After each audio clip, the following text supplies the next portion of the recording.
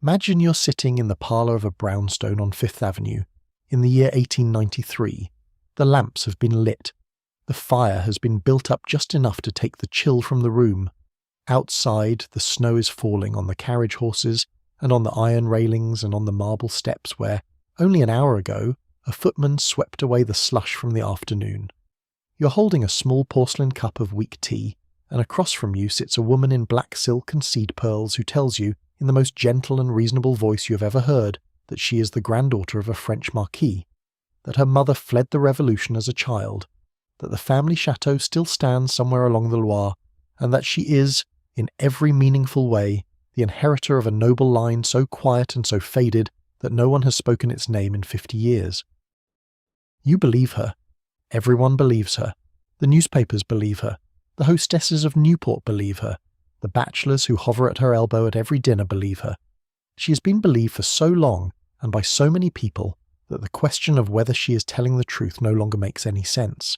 She is what she is because she has been treated as what she is.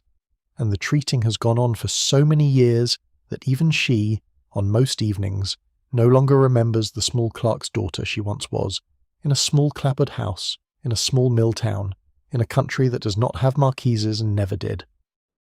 This is a story about that woman. It is a story about many women like her, and a few men, and a whole American century that wanted so badly to believe in titles and bloodlines and ancient family seats that it never quite checked the spelling on any of the calling cards. So settle in, pull the blanket up, let the lamp grow soft. The story we have for you tonight is a long one, and it moves slowly, and it ends in places you do not expect. There is no need to remember any of it. There is no need to follow every name.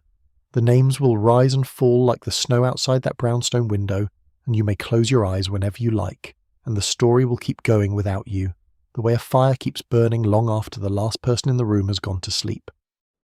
If you enjoy listening to sleep stories like this, subscribe. I post stories like this weekly. To understand how a woman could invent a chateau out of thin air and live in it for 40 years, you have to first understand the country she was inventing it in. America in the second half of the 19th century was, in almost every measurable way, the richest place on earth that had ever existed. The mills of Lowell ran day and night. The steel furnaces of Pittsburgh threw their orange light across the hills. The railroads pushed out across the plains in 2 long iron lines, and the cattle and the wheat and the silver and the copper poured back into the cities of the East, and the cities swelled, and the men who owned the mills and the furnaces and the railroads built houses bigger than the ones the kings of Europe lived in, and they did not know quite what to do with them. That was the problem. That was always the problem, in the quiet rooms behind the marble facades. You could build the house. You could fill the house with paintings, with French furniture, with tapestries cut from old monasteries in Belgium. You could hire the staff in livery, train them to bow at the correct angle, teach them to use the words a duke's butler in Sussex might have used in the year 1600. You could do all of that, and at the end of the evening, when the last guest had gone home, you would still be the son of a hardware store owner from Pittsburgh, or the daughter of a Methodist minister from upstate New York, and the gilt mirrors would show you exactly who you were. It is hard now to feel the full weight of what that meant. We live in a country that has long since decided, on the surface at least, that money is the only ladder that matters and that the climb is the point. But the people who built the Gilded Age did not believe that. They believed, deep in the bones of their education, that there was something above money. There was lineage. There was breeding. There was that thin, almost invisible thing that the English called good family, and the French called bonne souche, and the Americans, having no native word for it, simply called class, and pronounced it as though it were a sacrament. They had read the novels. They had read Thackeray and Trollope and Edith Wharton before she was even old enough to write. They had been to London and Paris on their grand tours, and they had been received politely at the great houses, and they had been treated in that exquisitely English way, as though they were a kind of magnificent animal that one ought to be kind to. The merchant princes of New York and Boston came home from those trips with their trunks full of paintings, and their daughters' minds full of dukes, and a small, hard little stone of resentment lodged forever in their chests. They had been polite to. They had not been included. And so they did what wealthy Americans have always done when something they want cannot be bought outright. They built a copy. They built a copy so faithful and so elaborate and so well attended by servants and footmen and dressmakers and decorators that, after a while, the copy began to feel realer than whatever it had been copied from. They built Newport. They built the cottages, which were not cottages but palaces, set along the cliff walk in long marble rows, with names like the Breakers and Rosecliff and Marble House. They built the Astor Place. They built Beechwood. They built the great square mansions of Upper Fifth Avenue, where one followed the other down the block in a kind of architectural arms race, each one taller and whiter and more French than the last. And they invited each other in. They built a society around the buildings, and they wrote rules for the society, and the rules grew more and more elaborate, and the rules became the proof that there were rules, and the proof that there were rules became the proof that the people inside them were the kind of people for whom rules had always existed. There were calling cards, with the corners turned in one of 4 ways, each turn meaning a different thing. There were morning visits, lasting no more than 15 minutes. There were dinners of 14 courses, served in a particular order, on a particular kind of porcelain, accompanied by a particular sequence of wines. There were balls where one could not waltz with the same partner more than twice.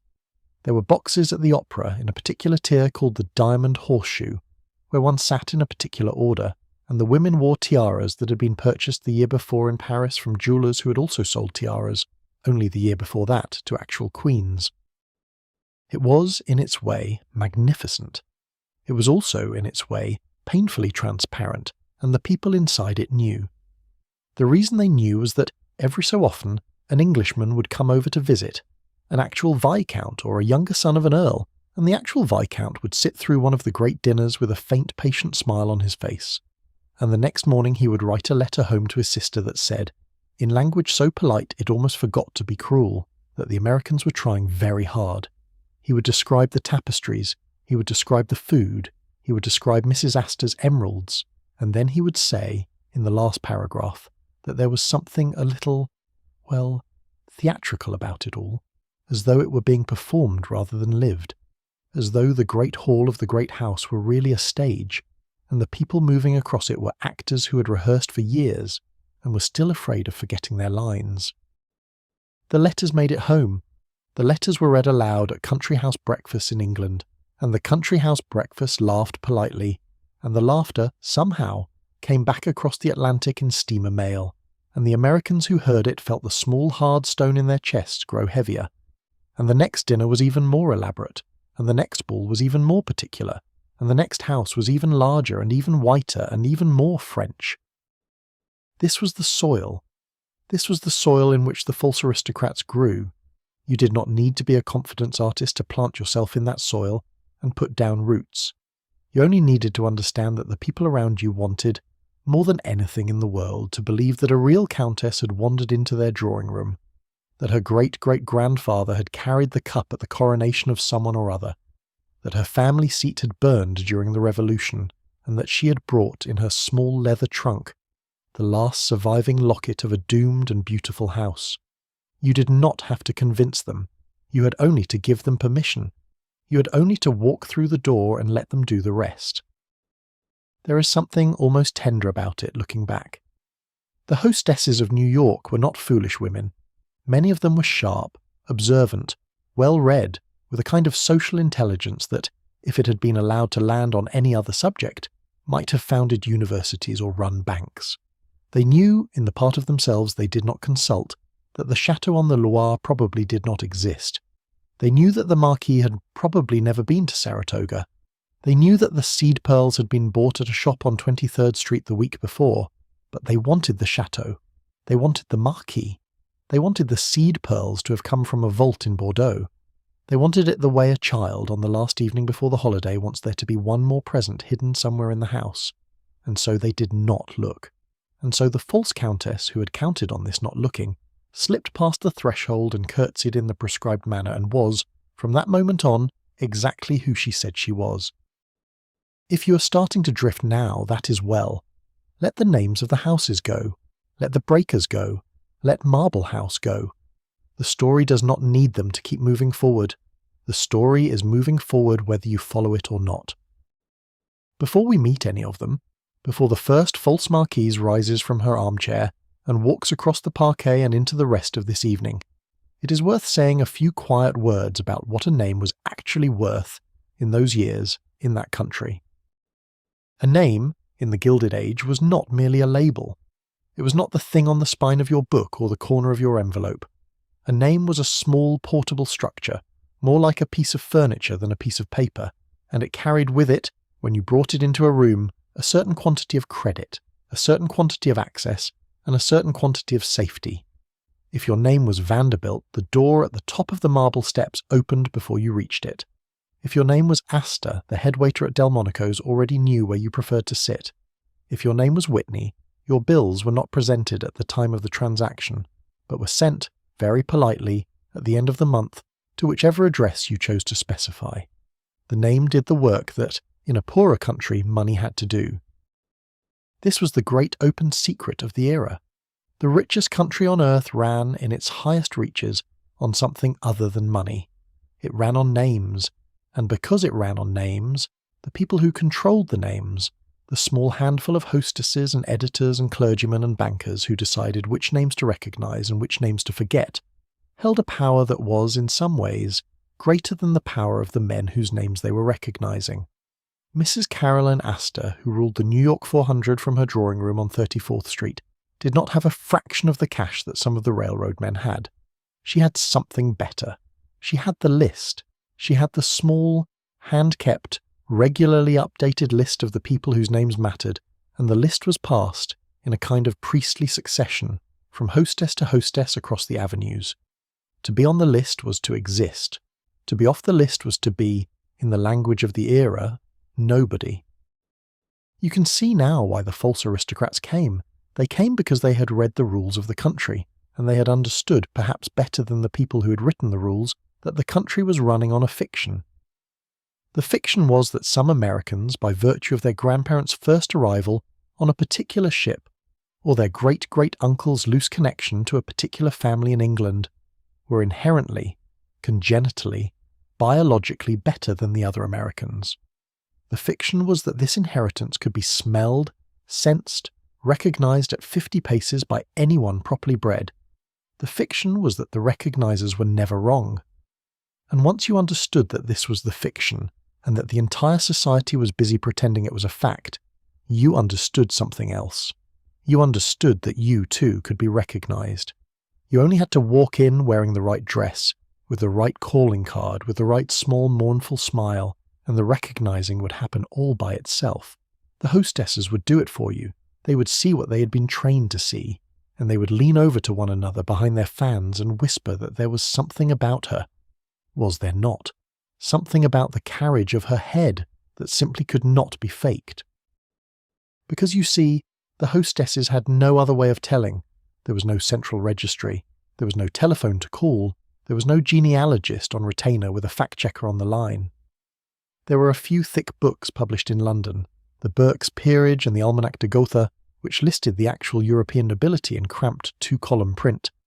But the books were thick, and the print was small, and the books did not list every cousin, and every collateral branch, and every dispossessed scion of every line. And besides, you could always say, with a beautiful sad smile, that the family had been ruined in the Revolution, or expelled in the Napoleonic Wars, or had quietly emigrated to Sicily in 1844 and dropped from the records altogether. The books did not contradict you. The books contained a few hundred pages of the verifiable, and beyond those pages lay an enormous unmapped country of the plausible, and the plausible was where the false aristocrats lived. There is a particular pleasure even now in thinking about how this worked.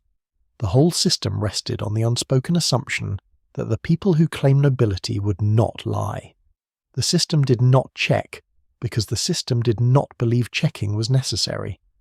The system believed that a person who would lie about a chateau was so unlikely, so beneath the moral horizon of decent society, that the questions simply did not arise. To check would have been to insult. To insult would have been to be vulgar, and vulgarity in the world of the 400 was the only true crime. You could be cruel. You could be unfaithful. You could be drunk or in debt or quietly mad, but you could not be vulgar. And so the system, in protecting itself from vulgarity, made itself perfectly defenceless against fraud. The thieves walked through the front door, with their calling cards perfectly trimmed, and the butler bowed them in, because to do anything else would have been unthinkable. This is the structural fact that you should let sit very gently at the back of your mind as the rest of the evening unfolds. Every story we're going to tell tonight rests on it. The false marquise from Pittsburgh, the fake baron from St. Louis, the imaginary heiress from the imaginary plantation. Every one of them succeeded because the country they had walked into had built itself, deliberately and proudly, around the principle that a certain kind of question was simply not asked. They succeeded because not asking the question was the first and most important thing a well-bred person did. It almost sounds, when you say it like that, as though the false aristocrats were not really doing anything wrong, as though they were merely accepting an invitation that had been left, very politely, on a silver tray. The country had said, "Come in, do not explain yourself, we will take you as you appear." And they had come in, and they had not explained themselves, and the country had taken them as they appeared, and let them sit at its best tables, and married off its bachelors to them, and buried them in due course in plots in Greenwood Cemetery and Mount Auburn and Laurel Hill, under names that had been invented 30 or 40 or 50 years earlier, in small rented rooms above haberdasheries in towns no one in Newport had ever heard of. The country wanted a past. The false aristocrats sold it one, and the transaction on both sides was so satisfying that no one ever quite admitted what it had been. The first of them we will meet tonight was born under a name no one would ever remember, in a town no one would ever look for, into a family that had nothing to give her except, perhaps, an unusual quickness behind the eyes. Her name, when she was born, was Ellen Walsh. The year was 1838. The place was a small Irish neighbourhood in the city of Malden, in Massachusetts, a few miles north of Boston, where the rents were low and the houses were close, and the boats came in from Liverpool every few weeks with another shipment of pale, tired people who carried their entire lives in canvas bags. Her father worked, when he worked, in the trades available to an Irishman in Boston in the 1840s, which is to say he worked at whatever he could find, and what he could find was not often enough. Her mother kept the house. There were several brothers and sisters. The family was poor in the particular way that families were poor in 19th century Boston, which means they were not starving, but they were one bad month away from starving, and they knew it, and the knowing of it shaped every meal and every winter and every Sunday morning service in the small Catholic church that they attended without enthusiasm. Ellen Walsh, by all the small evidence that has survived, was a clever child. She was the sort of girl who watched. She watched her mother count the coins in the drawer. She watched her father come home with his hat in his hand. She watched the better-dressed children in the better-dressed neighbourhoods, on the few occasions when she went into Boston proper, and she watched the way those children moved, the way they spoke, the way they were spoken to by the shopkeepers and the omnibus drivers and the matrons in their good wool coats. She did not watch with envy, exactly. Envy is a hungrier emotion than what Ellen Walsh seems to have felt. She watched with study. She was already, at the age of 9, the age of 10, the age of 11, beginning to understand that the differences between people were not natural and not fixed, but were the result of certain consistent performances. The good wool coat was part of the performance. The way the child held her shoulders was part of the performance. The way she said good morning to the omnibus driver, and the way the omnibus driver said good morning back, was the whole performance in miniature, repeated 1,000 times a day all over the city, and the result of the performance was the difference between her life and the lives of the children in those coats. By the time she was 16, she had left Malden. The records of her movements in those first years are thin and contradictory, the way the records of poor young women always are. She seems to have worked for a while in a shop. She seems to have worked for another while as a seamstress, sewing other women's dresses in a small back room with 3 or 4 other girls under the eye of a tired older woman who paid them by the piece. She seems, in those years, to have read constantly. Not the books a young lady of her future station would later claim to have read, the French novels and the slim volumes of poetry. She read the newspapers. She read the society columns. She read, with the careful patience of a person memorizing a foreign language, every article in every newspaper that described a wedding, a ball, a christening, a debut. She memorized the names of the families. She memorized the names of the addresses. She memorized which churches the families went to and which dressmakers they used, and which springs they took at which spas and which boys they sent to which schools. She built, in her head, an entire map of the world she was not yet in, and she coloured in the streets of that map with the patience of a cartographer who knew she would only ever get one chance to send the map out into the world. She made her first attempt at the age of 19. She travelled, alone with one trunk, to the city of New York. She rented a room in a respectable boarding house on the east side. She presented herself to the landlady as the daughter of a Boston family in reduced circumstances who had come to the city to look after a sick cousin. The cousin did not exist. The reduced circumstances were the only thing about her story that was technically true. The landlady, who had been in the business of letting rooms to young women for 30 years and could smell a runaway daughter at a distance of a city block, looked at Ellen Walsh for a long moment and then asked her if she could pay the first 2 weeks' rent in advance. Ellen could. She'd saved every coin she had earned in the back room of the dressmaker's shop, and she'd brought the savings with her in a small embroidered purse, and she counted the coins out on the landlady's table without a word. The landlady, satisfied or perhaps simply persuaded that the question was not worth pursuing, gave her the key to a small room on the 3rd floor, and Ellen Walsh, that night, lay on the narrow bed and looked up at the water-stained ceiling and began, very calmly, to invent herself. She decided in that first week that she would not be a Boston girl. The Boston girl was too easy to disprove. Boston was small. Boston had a tight, gossiping, well-connected upper class, and any claim to a Boston family could be checked by anyone who happened to have a sister who lived on Beacon Hill, which, in New York, was a surprising number of people. She decided instead that she would be from somewhere larger and farther away. She would be from the South. The South, in the late 1850s, was almost as good as Europe for the purpose at hand. It was geographically distant. It was famously, even theatrically, aristocratic in its self-image. It had plantations, which were almost the same thing in the American imagination as chateaux. And it was, for the New York hostesses, a kind of beautiful blurred country, whose details were not well known and whose names were not well checked. A southern heiress in New York could, with a little care, be almost anyone she wished. She chose a name. She chose, after some thought, the name Ida Mayfield.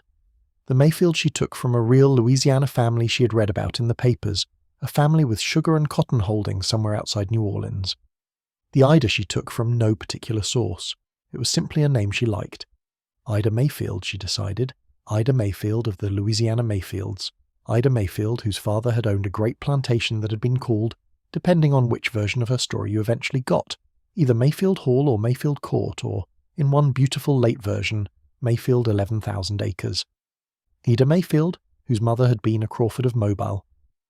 Ida Mayfield, who had been educated, of course, in New Orleans, by a French governess who had once been at the court of Louis Philippe, and who had taught her young charges to speak French as well as English, and to write in a copperplate hand, and to play the harp. Ida Mayfield, in her small 3rd-floor room in the boarding house on the east side of New York in the year 1857, sat down with a piece of cheap paper and a steel-nibbed pen and began to practice her new signature. She wrote it out again and again until the loops of the I and the D and the M came easily to her hand. She wrote it in the soft, sloping, slightly extravagant manner that she had observed in the engraved invitations reproduced in the newspaper society pages. She practiced the signature for an entire evening, and when she went to bed she put the paper in the bottom of her trunk and locked the trunk, and she lay awake for a long time, listening to the carriages outside in the street, and feeling for the first time in her life that she had a name that she had chosen, that she had not been given, that was, in the most particular sense of the word, her own. The next morning, Ida Mayfield went down to breakfast in the dining room of the boarding house, and a young woman who had been Ellen Walsh of Malden, Massachusetts, did not come down at all and was never seen again by anyone who had known her before for the rest of her very long life. It is worth pausing here because the rest of her story will move quickly, and what happened in that small dining room on that first morning is, in some ways, the whole story compressed into a single act. She walked down the stairs in a different dress. She nodded to the other boarders in the manner she'd practiced. She allowed her vowels to lengthen, just slightly, in the direction of what a girl from Malden imagined a girl from Louisiana might sound like. She told the woman next to her, when asked, that she'd been born in New Orleans but had spent her summers in Saratoga. She did not eat too much. She did not eat too little. She used the smaller of the two forks for her fruit, having read, in a magazine, that this was correct. And by the end of breakfast, 3 women who had never heard of Ellen Walsh, and would die without ever hearing of her, knew Ida Mayfield, and had already begun, in their own minds, to round her out, to add details to her story that she herself had not yet supplied, to give her a slightly grander plantation than she had claimed, a slightly more famous governess than she had invented, a slightly more tragic story of how her family's fortune had been lost in some unspecified disaster a few years earlier. They were doing the work for her. They were already doing it. She had only sat down at the table and accepted a cup of coffee, and the new self had already begun to grow of its own accord in the imaginations of strangers. This is the thing the false aristocrats understood, and that the people who studied them later, the journalists and the lawyers and the genealogists, never quite captured. The false aristocrats did not, in fact, do most of the inventing.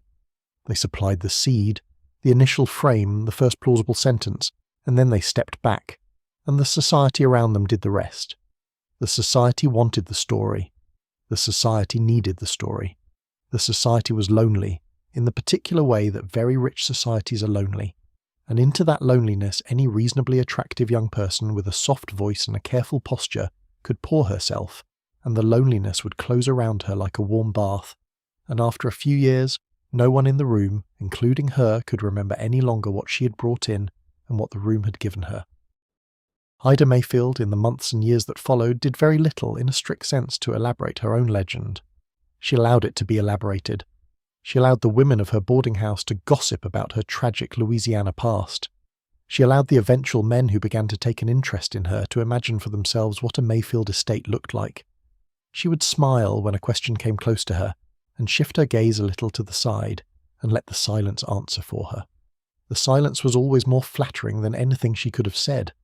The silence implied chateau and cotton fields and dead fathers, and a noble refusal to dwell on what could not be recovered, and the men, in particular, found the silence enchanting.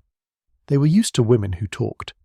They were not used to a beautiful young woman who declined to talk about herself, and they assumed, as men have always assumed in such situations, that what she was not saying must be far more interesting than what any other woman had said. She married, at the age of 29, a man named Benjamin Wood. Benjamin Wood was a New York newspaper publisher and a former member of the House of Representatives, a politically connected, well-off, well-known man old enough to be her father, and the marriage was, by the standards of 19th century New York, a quiet triumph. She had walked, in 10 years, from a third-floor room in a boarding house to the wife of one of the most prominent newspaper men in the city. She was now, officially and on paper, Mrs. Benjamin Wood, Mrs. Wood of the Mayfields of Louisiana by way of New York, and in a wedding announcement published, with a certain proud care, in her own husband's newspaper, the brief biographical sketch of the bride mentioned in a single discreet line, the great plantation in the South, and the French education, and the fluent French and English, and the harp. The bride did not correct the sketch. The bride had supplied the sketch. The bride's husband, who would have had every means in the world to check the sketch had he wished to, did not wish to. He had seen what he wanted. He had married what he wanted. He had married, in the deep parts of himself, the South of his own imagination, the South of the magazines and the romantic novels, the white-columned veranda and the long line of magnolias and the soft southern accent murmuring to him in the dark, and the small Irish girl from Malden who had become Ida Mayfield was now becoming the South itself, in his arms, in his house, in his newspaper. Everyone was getting what they wanted. There was, for the moment, no reason for anyone to ask any question. She would not be unmasked for over 70 years. She would not be unmasked in her husband's lifetime. She would not be unmasked in his brother's lifetime. She would not be unmasked, in fact, until she was an old, old woman, living in a hotel room with all the doors locked, surrounded by a paper fortune in cash and bonds, with the dust an inch thick on every surface, and her real sister, by then also an old, old woman, walking up the marble steps of the hotel one afternoon and asking very quietly at the front desk if she might be permitted to see Mrs. Wood.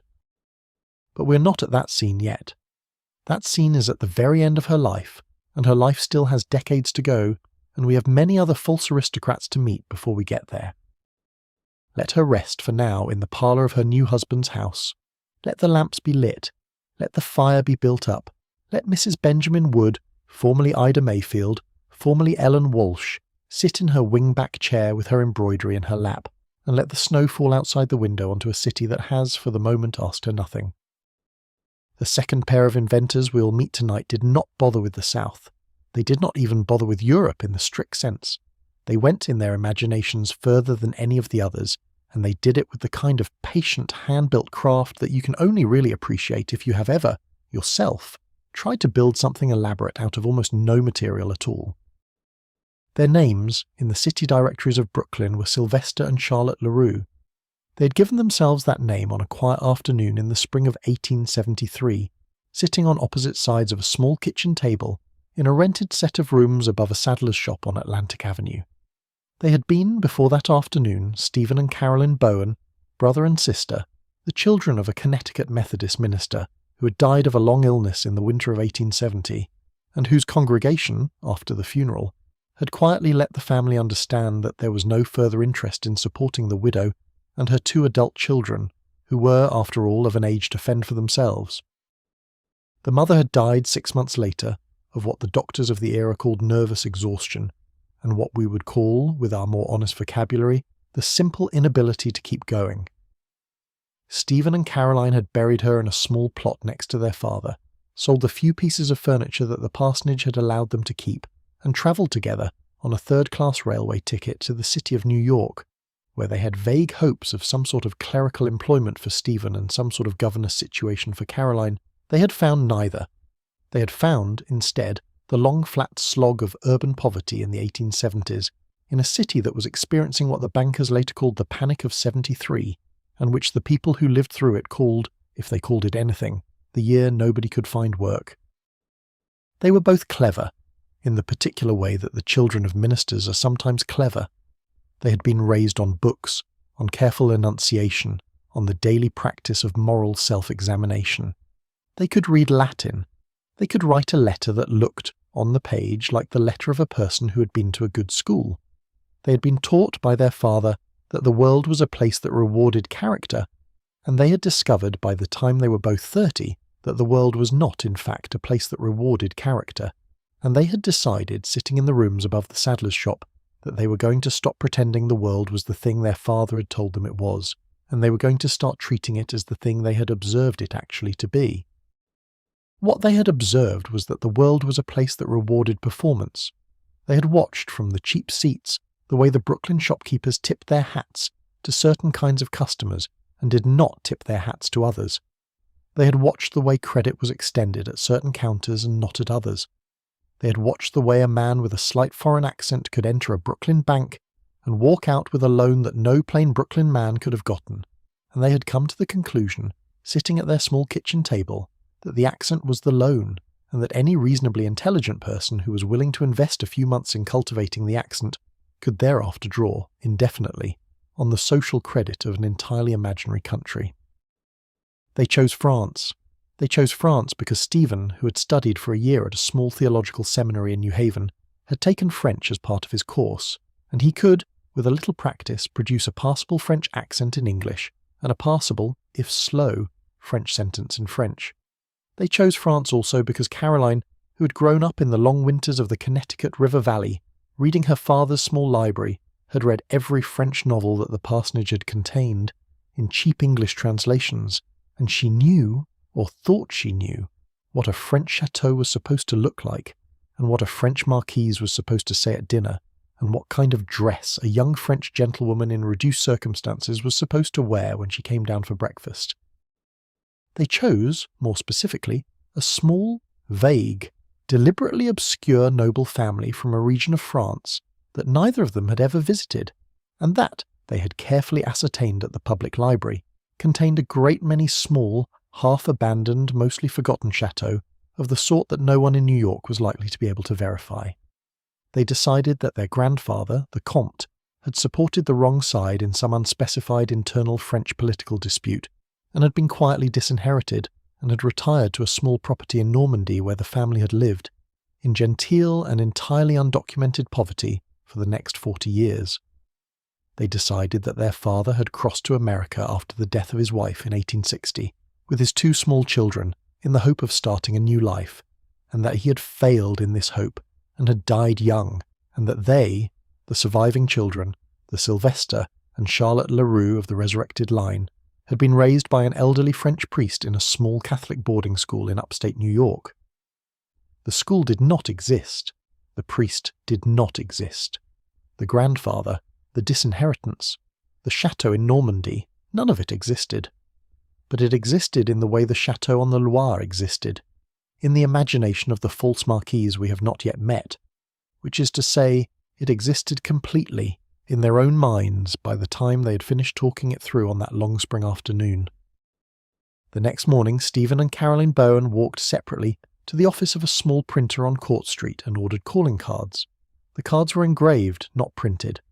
They had decided, in a long discussion the previous night, that engraving was worth the difference in cost. Printed cards, they reasoned, were a thing a clerk would have. Engraved cards were a thing a gentleman would have. The cards read, in a sober, narrow, restrained typeface, in the manner the printer himself recommended, simply Monsieur Sylvester de Leroux, and, on the other set, Mademoiselle Charlotte de Leroux. There was no address. The absence of an address was deliberate. An address would have anchored them to a building, and a building could be visited, and a visit could uncover the saddler's shop. The card without an address was the card of a person who was, at present, between residences. A person of a certain kind, the kind their cards were meant to imply, was always between residences. They had grand houses, but they were always closed up for the summer, or being redecorated, or recently let to a tiresome American family while the owners travelled. The card without an address said all of this without saying any of it. The card was a tiny, perfect first sentence in the long novel they had decided to write. They did not begin in Manhattan. This is one of the small, telling shrewdnesses that I admire about their case. They did not begin where the stakes were highest. They began in Brooklyn, in a particular Brooklyn that was, in the 1870s, in the middle of its own quiet, ambitious, faintly insecure attempt to become a respectable city. Brooklyn in those years was full of new money.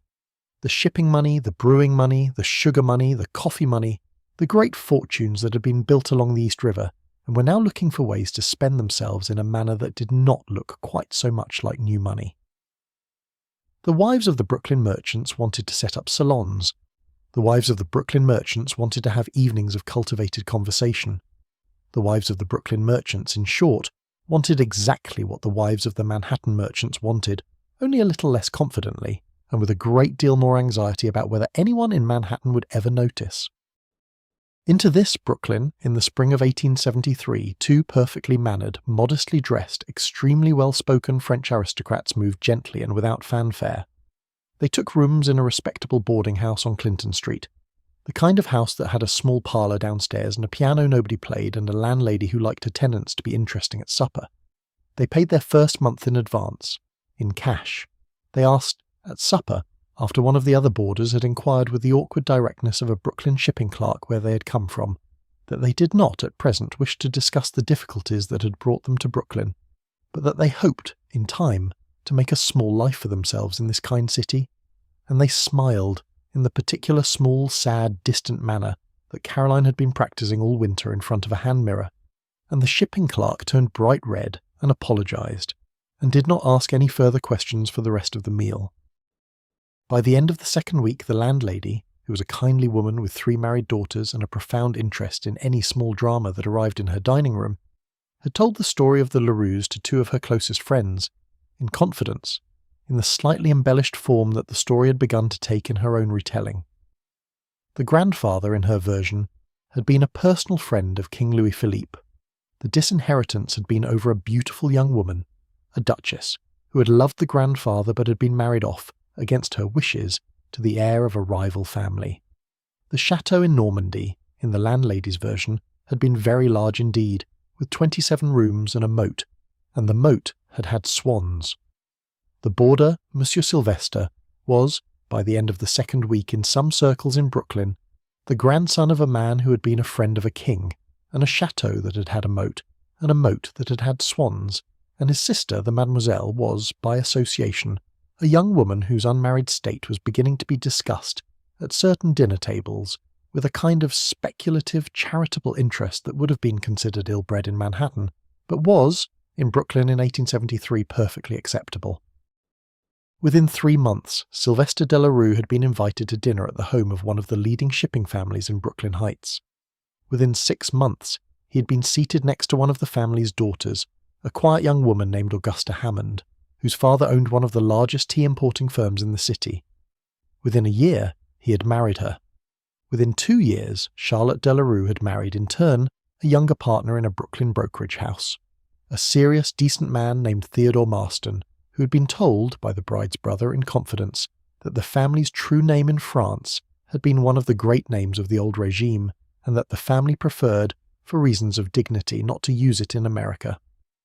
Theodore had nodded gravely, and had not asked which name, and had married Charlotte in a small ceremony at Grace Church in Brooklyn Heights, with one of the leading clergymen of the diocese officiating, and the wedding announcement, when it ran in the Brooklyn Eagle, mentioned the bride's ancient and distinguished family, and did not mention any town or river or chateau, and no one called the editor of the Brooklyn Eagle to ask.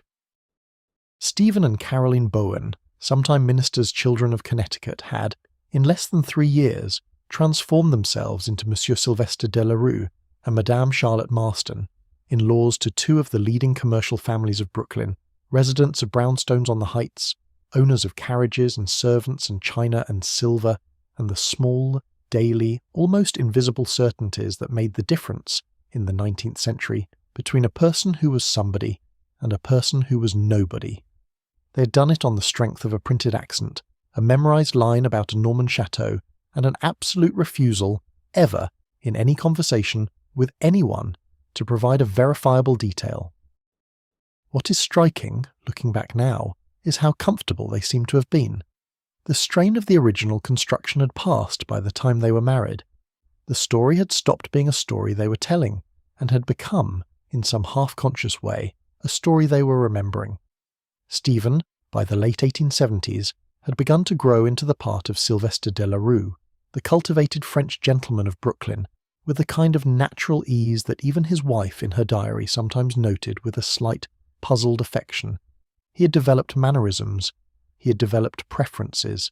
He had developed, over time, a slight tendency to address his servants in French, in moments of mild distraction, in a way that was generally taken by visitors as evidence that French was the language of his innermost feelings.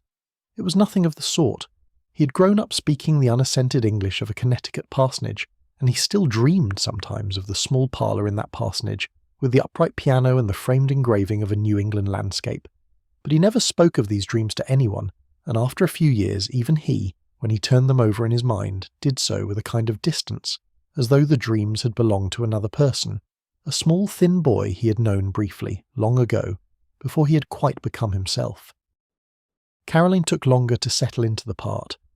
There is a letter she wrote sometime in the late 1870s to a cousin in Connecticut whom she had not seen in years, in which she begged the cousin never to come to Brooklyn, never to attempt to find her, never to write to her again, and explained, in the desperate stilted prose of a woman who is trying very hard to make a fundamentally unreasonable request sound reasonable, that her circumstances had changed in ways that she could not describe, and that it was, in the deepest interests of everyone in the family, that the connection between her old life and her new life remain entirely severed.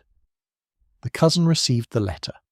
The cousin, who appears to have been a sensible Methodist woman of the sort who did not waste her time on the affairs of relatives who did not want her, put the letter in the bottom of a drawer and forgot about it, and Caroline, having received no reply, lived for the rest of her life in the daily low-grade fear that the cousin would, one afternoon, simply turn up on the steps of the Marston house in Brooklyn Heights and ruin everything. The cousin never did. The cousin died in 1894 in Connecticut of pneumonia, and was buried in a small Methodist cemetery, and Caroline, who had not seen her in over 20 years, did not learn of the death until 6 months later, and went that night to her bedroom, and locked the door and wept for 2 hours in a manner that her husband, who heard her through the door, could not at first understand and never afterwards inquired about. The 2 cousins, the false Lerouxs, had 3 children each. The children were raised as the grandchildren of a Norman comte. The children were sent to good schools.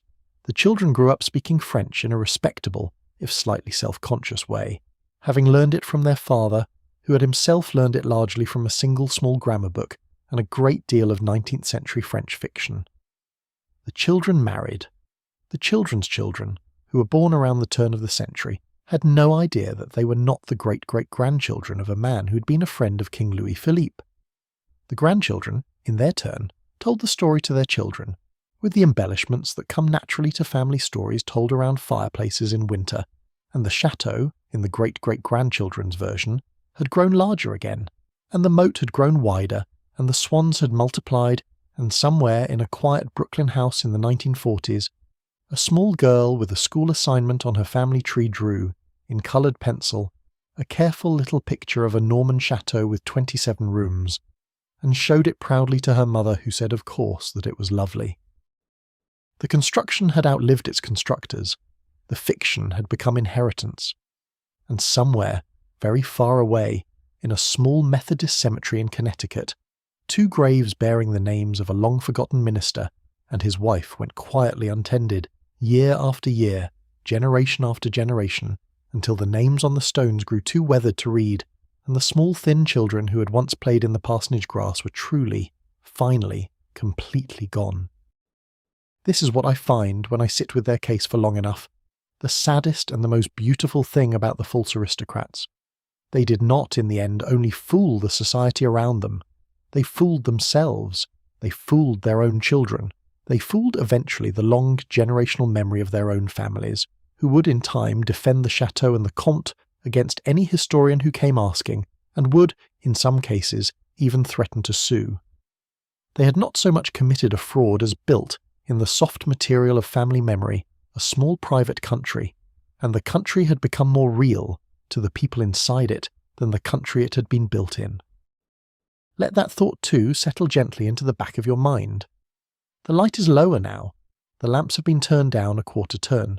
The fire is settling into the long, slow red centre stage of its evening. The story is moving along. You do not need to keep up. The names will all repeat themselves with small variations before the night is over. There is a particular kind of false aristocrat who deserves his own chapter, because he was, in many ways, the most theatrical and the most ambitious of all of them, and because his career raised, more clearly than any of the others, a question that even the people who exposed him could never quite answer. The question was whether he had, at some point along the way, simply forgotten that he was inventing himself, and had come to live, in his own mind, in the country he had drawn. His name, when he died in a hotel room in Pittsburgh in 1910, was given on his death certificate as Count Frederick von Bergstrom. The name had appeared in that form in the New York and Boston and Philadelphia and Chicago and San Francisco newspapers for the better part of 40 years. He had attended openings at the Metropolitan Opera. He had attended balls in Newport. He had stood at the rail of the steamer Lucania in a long fur-lined coat, with a monocle and a faint smile, and a press photographer had taken his portrait, and the portrait had been printed in 3 Sunday supplements, and the caption had read, in each case, that the Count was returning to America after a brief stay at his property in Pomerania, and the readers of the Sunday supplements in Cleveland and St. Louis and Minneapolis had read the caption with the small, comfortable satisfaction of people who had spent $0.25 to be told that the wider world was exactly the way they had always imagined it to be. He had no property in Pomerania. He had no property anywhere. He had been born in a small town in southern Indiana in the year 1840, the son of a wheelwright named John Becker, and he had, at the age of 17, run away from his father's shop with $7 and a small pocket Bible, and he had not been Frederick Becker for very long after that, and had certainly not been a count in any country that any geographer would have recognized. His path to the title was longer and stranger than the paths of the others we have considered tonight, because Frederick Becker did not begin by trying to be an aristocrat. He began by trying, with some success, to be an actor. He joined, at the age of 18, a small travelling theatre company that worked the river towns along the Ohio, performing in barns and in second-story rooms above taverns, and he learned, in the next 3 or 4 years, the craft of the stage as it was practised in 1860 America, which is to say he learned to project, to gesture, to weep on cue, to die handsomely in the third act, and to convey, with the smallest movement of the eyebrow, the inner suffering of any of a dozen standard characters. He played, in his time on the river circuit, Hamlet's father's ghost, the dying noble in any of several melodramas, the wicked uncle, the noble brigand, and, on one memorable evening in a town called Madison, Indiana, a Russian prince in exile. The Russian prince was the part that changed his life. He had liked the role. He had liked the long cloak. He had liked the way the audience had grown quiet when he had entered, and the way the small, thin actress who had played his mistress had looked up at him at the moment of his great farewell speech, with an expression of trembling devotion that he had understood at once was not entirely an act. He had liked most of all the response of the audience after the curtain. The merchants of Madison, Indiana, who had come out for an evening's entertainment, had crowded the small lobby of the second-story theatre, and had asked, with a kind of awkward bowing, whether the gentleman who had played the prince might consent to take a glass of wine with them, and the gentleman who had played the prince had consented, and the wine had become 2 glasses, and 2 glasses had become a long supper, and by the end of the supper, the merchants of Madison, Indiana, having all worked themselves into a state of considerable enthusiasm over a man they had watched on a stage 2 hours earlier, had not seemed entirely certain whether they had been entertained by an actor playing a prince, or whether they had been honoured by an actual prince who had, for some reason known only to himself, agreed to walk on stage for an evening.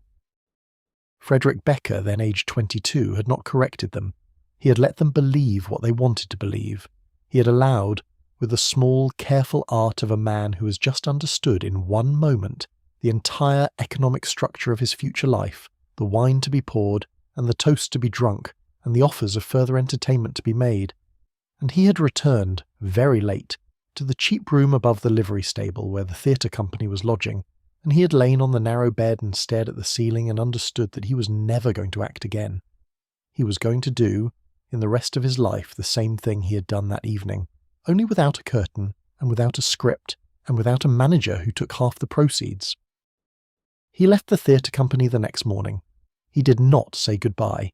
He took a steamer down the Ohio to Cincinnati, and from Cincinnati a train east to Pittsburgh, and from Pittsburgh another train north to a small town in upstate Pennsylvania, and there, in a respectable hotel on the main street, he registered, in a fine hand, as Count Frederick von Bergstrom of Pomerania.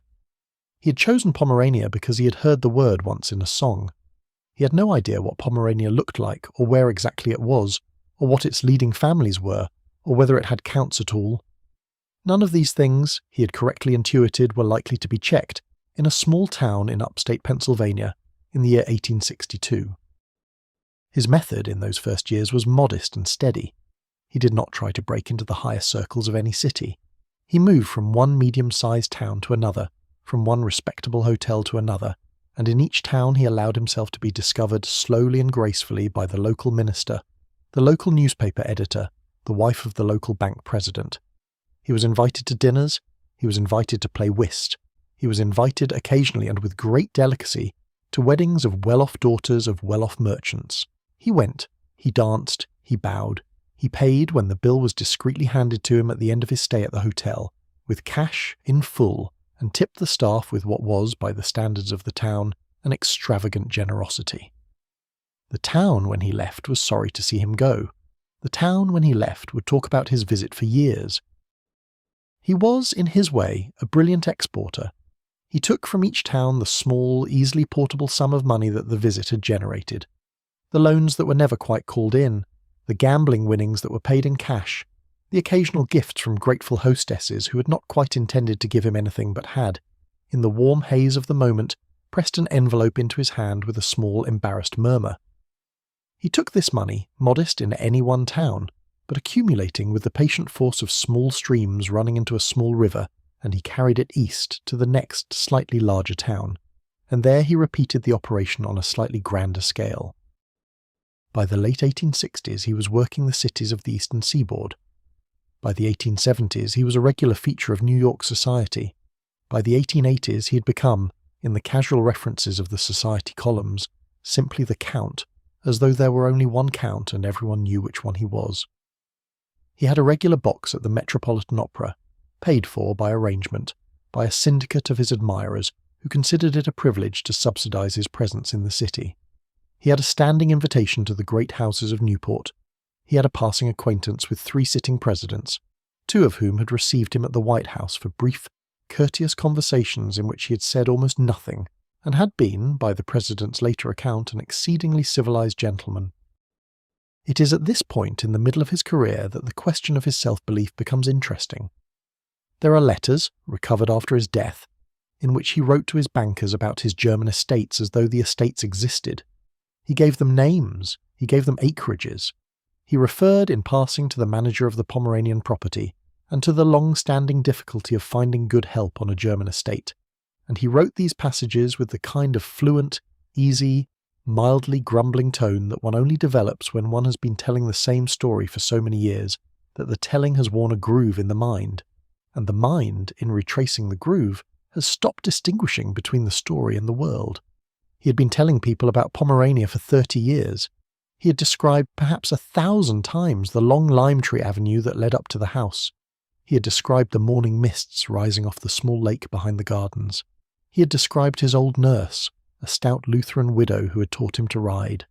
None of these things existed, but by the time he was 60, they existed for him in the same way that the actual landscape of southern Indiana, which he had not seen in over 40 years, existed for him, which is to say not at all, in the daily sense, but as a kind of stored interior scenery that the mind reached for without examining. The exposure, when it finally came, did not come from any of the elaborate verifying mechanisms one might have expected. It did not come from a society reporter, or a private investigator, or a German visitor to New York who would have noticed immediately that the Count's accent was the accent of an American who had once heard a German waiter speak. It came instead from a young woman in Pittsburgh. The young woman's name was Mary Wallace. She was the niece of one of the Count's oldest admirers, a Pittsburgh steel widow named Henrietta Wallace, who had subsidized the Count's visits to the city for over 20 years. Mary Wallace was, by the standards of her time and class, an unusual young woman. She had been educated at a women's college in the East. She had read history, she had read German, which her aunt had not, and she had, the previous summer, travelled in Germany, including to the region that the Count claimed as his ancestral home.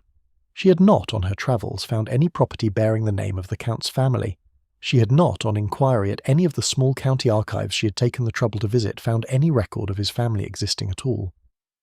She had returned to Pittsburgh in the autumn of 1909 with a small notebook full of unanswered questions, and she had begun, very politely and very privately, to ask them. She had asked her aunt first. Her aunt had been horrified, and had told her to stop. Her aunt had told her that the Count was an old, dear friend of the family. Her aunt had told her that any question about his origins would be vulgar in the extreme. Mary Wallace had nodded and had not pressed the point with her aunt, but she had, that winter, written several letters, in her excellent German, to several small archives in northern Germany, and the replies, when they came, were uniformly polite and uniformly unhelpful. No such family was known. No such estate was registered. The name itself was, as one archivist gently put it, not impossible, but not familiar. She had not gone to the newspapers. She had not, in fact, told anyone outside her immediate family. She had only the following spring, when the Count was again visiting Pittsburgh as her aunt's guest, asked him, at a small private supper, a single careful question in German. She had asked him, in idiomatic, well-constructed German, whether he had read a particular recent novel set in the region of his childhood. The question was a simple one. Any educated German would have been able to respond. The Count, sitting in his evening coat at the end of the table, with the candlelight catching the small white scar on his left eyebrow, did not respond. He looked at her for a long moment. He smiled. He said in English that he made it a rule in America never to speak German at table, as he found that the sound of it distressed his American hosts. There was a small silence. Her aunt, who did not speak German and had not understood the question, hurried in with a remark about the weather. The supper continued. Nothing else was said. But the Count that evening retired to his hotel earlier than was his custom, and the next morning the chambermaid, when she went to make up his room, found him in his bed, fully dressed in his evening clothes, his coat still buttoned, his monocle still in his eye, his small Bible, the one he had carried out of southern Indiana 50 years earlier and had kept, in all the years between, in the bottom of the same battered leather valise, on the pillow beside him. He had died, the doctors said, of a heart failure in the night. His estate, when it was wound up, contained almost no cash. The fortunes he had collected over 40 years had been spent on the maintenance of his role. The box at the opera, the hotels, the tips, the fur-lined coats, the careful, expensive uniform of the Count he'd created. There was no Pomeranian property, there were no German cousins. There was, in the bottom of the valise, beneath the small Bible, a single faded daguerreotype of a thin, plain, anxious-looking young man in the suit of an 1860 travelling actor, taken in a photographer's studio in Cincinnati, Ohio, on which someone long ago had written, in pencil, in a careful young hand, Frederick Becker, aged 21. The Pittsburgh newspapers did not run the story. Mary Wallace did not pursue the matter. Her aunt, who had loved the Count in her own quiet way, was permitted to keep her belief in him. The funeral was small, the mourners were elderly. The Count was buried in a plot purchased by his admirers in a Pittsburgh cemetery, under a stone that gave his name as Count Frederick von Bergstrom, and his birthplace simply as Pomerania. The wheelwright's son from Indiana lay, at last, under the name he had spent his whole life building, and the stone did not record either his beginning or his end, and the question of whether he had, in the moment of his dying, remembered any of it, remained where he had left it, in the long silence after the question about the novel at the small supper in Pittsburgh, with the candle still burning and the soup growing cold on the table. He is, in some ways, the saddest figure in the story we are telling tonight. The others built houses and families and dynasties out of their inventions. He built only himself. And when he was gone, there was almost nothing left. A trunk of suits, a monocle, a small Bible, a faded photograph of the boy he had been before he became the man he had decided to be. The whole performance had taken place in a single body, and when the body stopped, the performance stopped, and the country he had drawn around himself disappeared without leaving so much as a footprint on the carpet of the Pittsburgh hotel. Let him rest now, too. The lamps are very soft. The room is quiet. The snow in the city where you are imagining yourself has begun to settle along the windowsills. To understand how the false aristocrats stayed false for so long, you have to understand the small, quiet, almost invisible technologies of identity that the 19th century relied on. These were not the great technologies. These were not the railroads, or the telegraph, or the steam press. These were the small ones, the ones nobody wrote books about, the ones that were so ordinary, so embedded in daily life that nobody, at the time, thought of them as technologies at all. They were the calling card, the letter of introduction, the engraved invitation, the signet ring, the monogrammed handkerchief, the little leather case of personal stationery. And these small technologies, taken together, formed the entire infrastructure of recognition in upper-class American life, and they were, every single one of them, available for purchase, in plain daylight, at perfectly respectable shops on any major commercial avenue in any major American city. This is the part of the story that I find most quietly fascinating, because it is not the part that involves drama. It is the part that involves shopping. The false marquise who walked into Mrs. Astor's drawing room did not that morning summon her ghosts and her ancestors. She had on the days and weeks preceding walked into half a dozen shops on Broadway and 23rd Street and Fifth Avenue, and she had bought, item by item, every single piece of the apparatus by which the world would, that evening, recognize her as the person she had decided to be. The shop sold the apparatus to anyone who walked in. The shopkeepers did not check. The shopkeepers were, in fact, eager not to check, because checking would have driven away half their clientele, much of which was, even if it was not entirely false, at least somewhat exaggerated. Consider the calling card, that small piece of stiff paper that was the most basic unit of 19th century social commerce. To be a person in upper-class America was to have a calling card and to leave a calling card, with the appropriate corner turned, at the appropriate hour at the appropriate house. The card was so important that it had its own etiquette books, its own engraver's manuals, its own subtle hierarchy of paperweights and typefaces and printing methods. An engraved card was higher than a printed card. A card on heavy cream stock was higher than a card on lighter stock. A card with the name alone, no address, no title spelled out, was higher than a card that gave away too much information, which was vulgar. A card that read simply Miss Caroline de la Rue, in a narrow Roman face, in slightly raised black ink, on a heavy cream rectangle measuring 2.5 inches by 3.5 inches, was a card that spoke, to the trained eye that received it, of generations of breeding, of a family so old and so secure that it did not need to advertise itself. and the card cost at the better engravers somewhere between $3 and $5 for a set of 50, in the money of the present day, perhaps $150. It was an investment, but it was an investment within the reach of any reasonably industrious clerk who had saved for a few months, and there was no shop in any city in America that would refuse to engrave the card you asked for. The shop did not ask whether you were really Miss Caroline de la Rue. The shop only asked how you wished your name spelled, and how many cards you would like, and whether you preferred the slightly raised black ink or the very subtle dark grey, which was, the engraver might delicately mention, the choice that the older families had been favouring of late. You chose, you paid, you came back in a week, the cards were yours. The letter of introduction was the next layer of the apparatus, and it was, in some ways, even more important than the card. The letter of introduction was the way a person crossed from one social circle into another. If you were moving from Philadelphia to New York, and you had been a person of some standing in Philadelphia, you would obtain, before you left, a letter of introduction from a senior figure in your Philadelphia circle, addressed to a senior figure in the New York circle you wish to enter. The letter would describe you in graceful, restrained terms as a person of the highest character, of an excellent family, deserving of every courtesy. The letter would be sealed.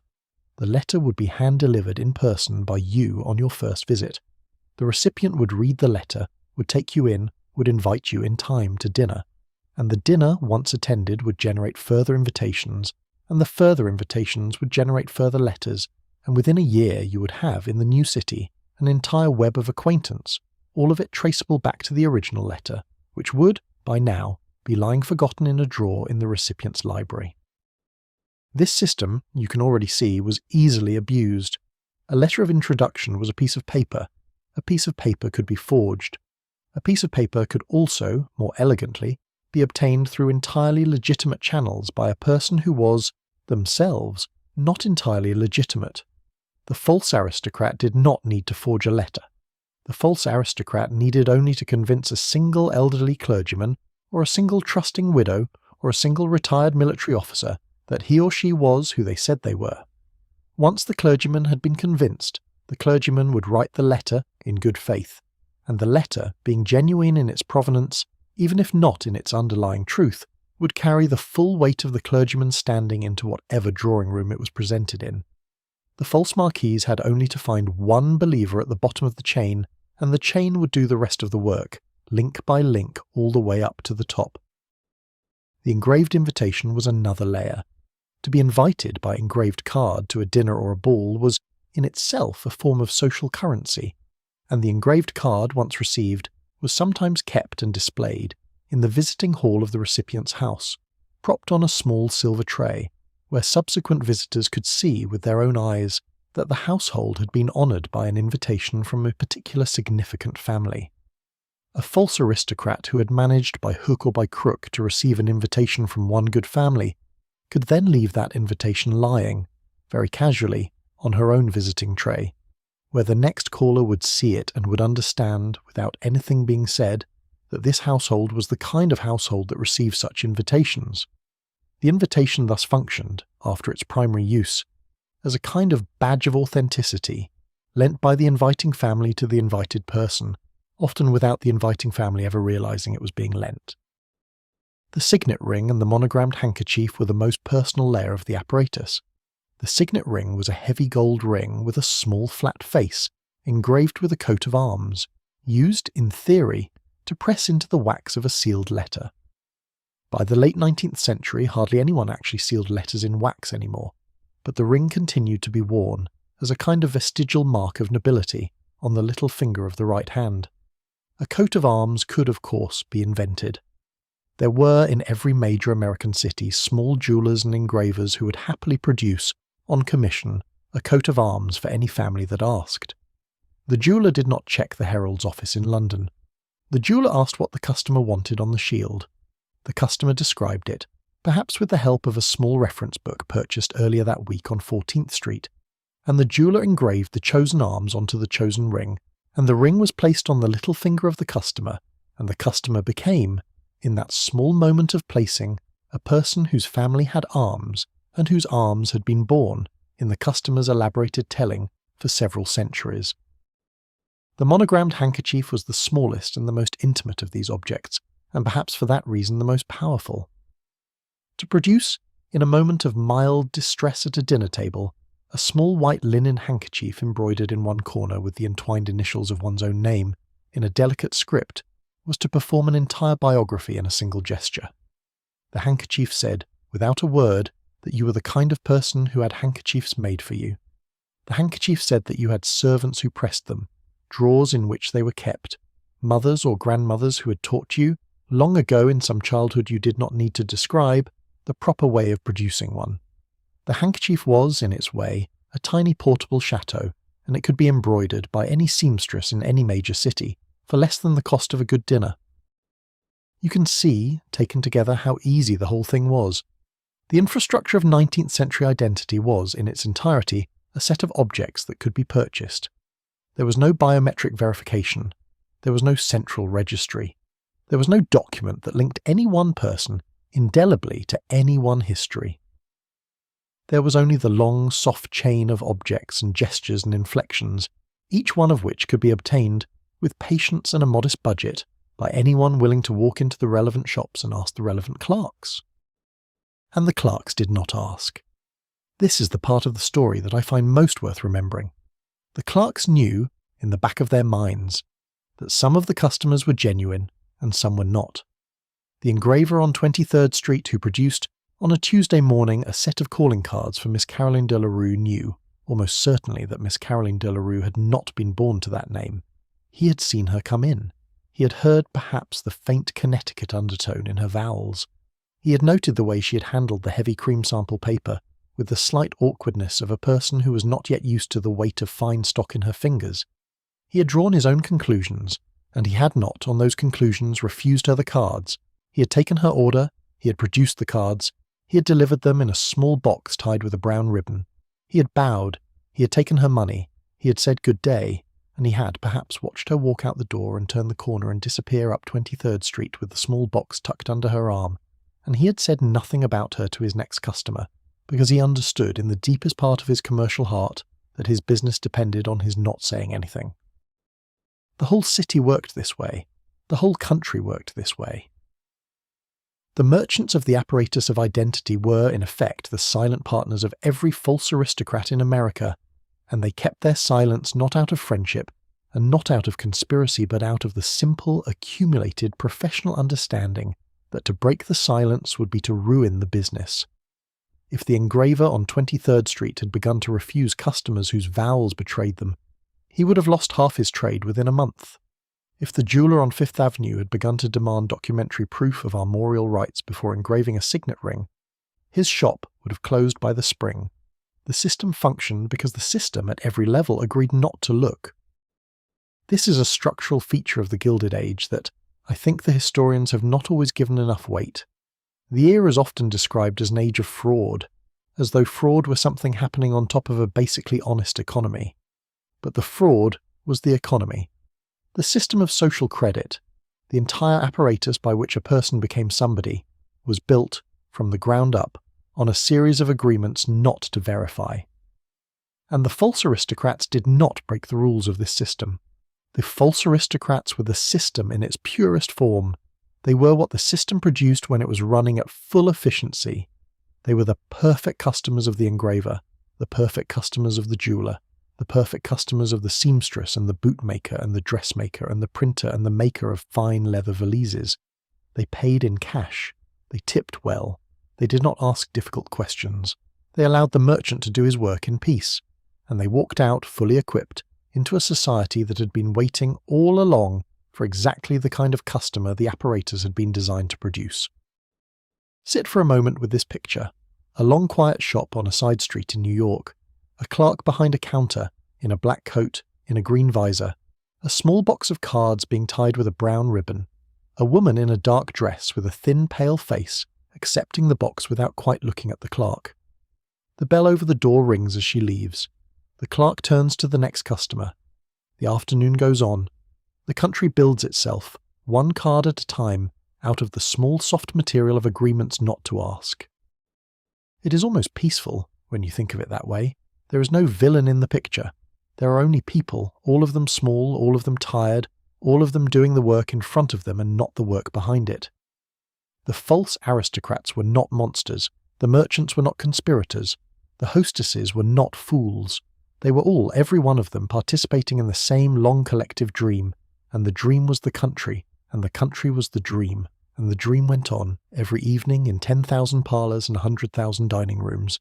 And there was, for those who chose to enter it, a great deal of soft warm light, and very little hard cold question. Let that thought too rest gently somewhere in the back of your mind as we move on. The night is moving along now. The story is moving along. There are more characters to meet, and the city, even at this late hour, is still full of them, and the lamps in the long avenues are still warm. Sion, the late 1870s, a new kind of false aristocrat began to appear in American drawing rooms, and to understand his particular variety, you have to understand the larger movement of which he was a small, somewhat parasitic part. The larger movement is one we have spoken of in passing, and it deserves a quiet chapter of its own. It was the movement of the dollar princesses, the long, slow exchange of American money for European titles that defined the marriage market of the Gilded Years and reshaped, in ways we are still living with, the great houses of England and France and Germany and Italy. The exchange went both ways. American fathers wanted their daughters to marry titles. European families wanted American daughters-in-law, because American daughters-in-law brought in their dowries the money required to keep the European country houses standing. The country houses by the 1870s were almost all in trouble. The agricultural depression that had hit Europe in the wake of cheap American wheat had collapsed the rents on which the great estates depended. The dukes and the earls and the counts and the marquises of the old continent were, almost without exception, living above their means, in roofs that leaked, with painted ceilings that were beginning to flake, with picture galleries that had not been inventoried in 50 years, and contained, in some cases, paintings that had quietly been replaced by copies, while the originals went to dealers in London or Paris or Amsterdam to settle the accounts of the recent winter. The European aristocrats needed money. The American merchant princes had money. The daughters of the merchant princes had been raised to believe that the highest possible attainment in life was to be addressed, in writing, as lady or comtesse or principessa. And so the daughters were married off, by the boatload, across the Atlantic, in a long traffic that ran from about 1870 to about 1914, and produced, in its time, several hundred genuine matches, several thousand discussed matches, and several hundred fraudulent matches of the kind we're about to consider. The fraudulent matches were, by their nature, harder to count. The genuine matches we know about because they were celebrated in the newspapers, photographed by the press, written about by Edith Wharton, danced about by the orchestras of every important hotel in Europe. We know that Consuelo Vanderbilt married the 9th Duke of Marlborough in 1895, in a ceremony that cost her father a sum of money that, in present terms, would have built a small public library. We know that Jenny Jerome of Brooklyn married Lord Randolph Churchill, and gave birth, in due course, to Winston. We know about Mary Leiter of Chicago, who became the Viceroy of India. We know about the long line of marble-bowed daughters of New York and Philadelphia and Boston, who crossed the Atlantic in the 1880s and the 1890s, and stepped down from the gangplank at Southampton in their long travelling dresses, and were met by their new-in-laws with carriages and small chilly smiles, and who lived out the rest of their lives in vast cold houses in Wiltshire and Sussex, missing the New York summers and writing long careful letters home. But the fraudulent matches were not in the newspapers, because the fraudulent matches did not result in marriages that lasted. The fraudulent matches resulted in engagements that broke off, in elopements that ended badly, in young women returning, 6 months after their wedding, to their father's houses in New York with a small valise and an unanswerable expression, and in young women, on the other side, of the same age and the same expression, returning to small towns in Ohio or Indiana or Illinois without any wedding having actually happened, because the European count who had been about to marry them had been, on the very afternoon of the contract signing, unmasked as a former waiter from Lyon, who had been working a string of American dowager hostesses for the past 3 years, under 3 different names, and was now, in the company of the local police, in the back of a private wagon being driven, for everyone's quiet convenience, to a steamer bound for almost anywhere. The fraudulent suitors had been arriving from Europe in modest but steady numbers since at least the 1860s. They were not always Europeans, technically. Some of them were Americans who had spent a few years in Europe and had come back with a European persona.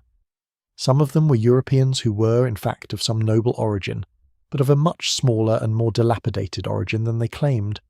Some of them were Europeans who were not noble at all, but who had been, in their previous lives, valets and footmen in great houses, and had learned in those positions every detail of how an aristocrat actually behaved, and had put the knowledge to use, in their middle 30s, to cross the Atlantic and present themselves to the Americans as the very people they had spent 20 years standing behind in dining rooms. The valet who had served a real marquis for 10 years had, in some ways, a better understanding of what a marquis was supposed to look like than the marquis did. The valet had been watching. The marquis had not been watching. The valet had developed, by observation and necessity, an entire portrait of the role from the outside. He knew the inflections. He knew the gestures. He knew the small things that the genuine aristocrat did not notice himself doing, because he had been raised to do them, but that the valet had noticed every time, because his living depended on noticing. The valet, when he chose to step into the role, stepped into it with a precision that the original could not have matched. Some of these former servants, when they crossed to America, brought with them small souvenirs from their former places of employment, a signet ring, lifted from the dressing table on the last morning of service, a bundle of personal letters, written between members of the actual family, kept in the bottom of the valet's trunk for years, in case they should one day come in useful, a monogrammed cigarette case, a worn calling card taken from the silver tray in the front hall and never noted as missing. With these small props, the former servant could, in America, generate an extraordinary atmosphere of authenticity. He could produce, when the conversation drifted to it, an actual letter from an actual duke. He could open the cigarette case at a luncheon and let the small entwined initials of a real European house catch the light for a brief instant. He could, on occasion, when pressed, produce a single small fragment of a real coat of arms on a real signet ring, and the fragment would be admired, and the conversation would move on, and the trick would have been done with a piece of material evidence that no merchant in New York had needed to provide.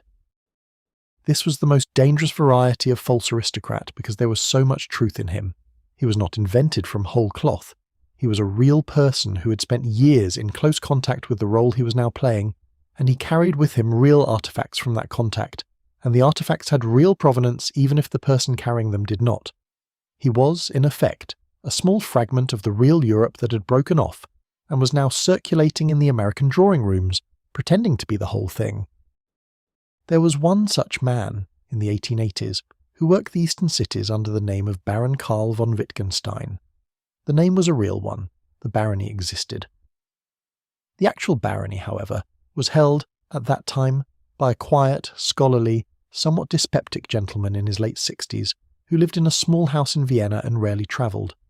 The false Baron Karl had been the actual Baron Karl's valet for 14 years, until the real Baron had retired to his small house in Vienna and had no longer required a valet on the previous scale.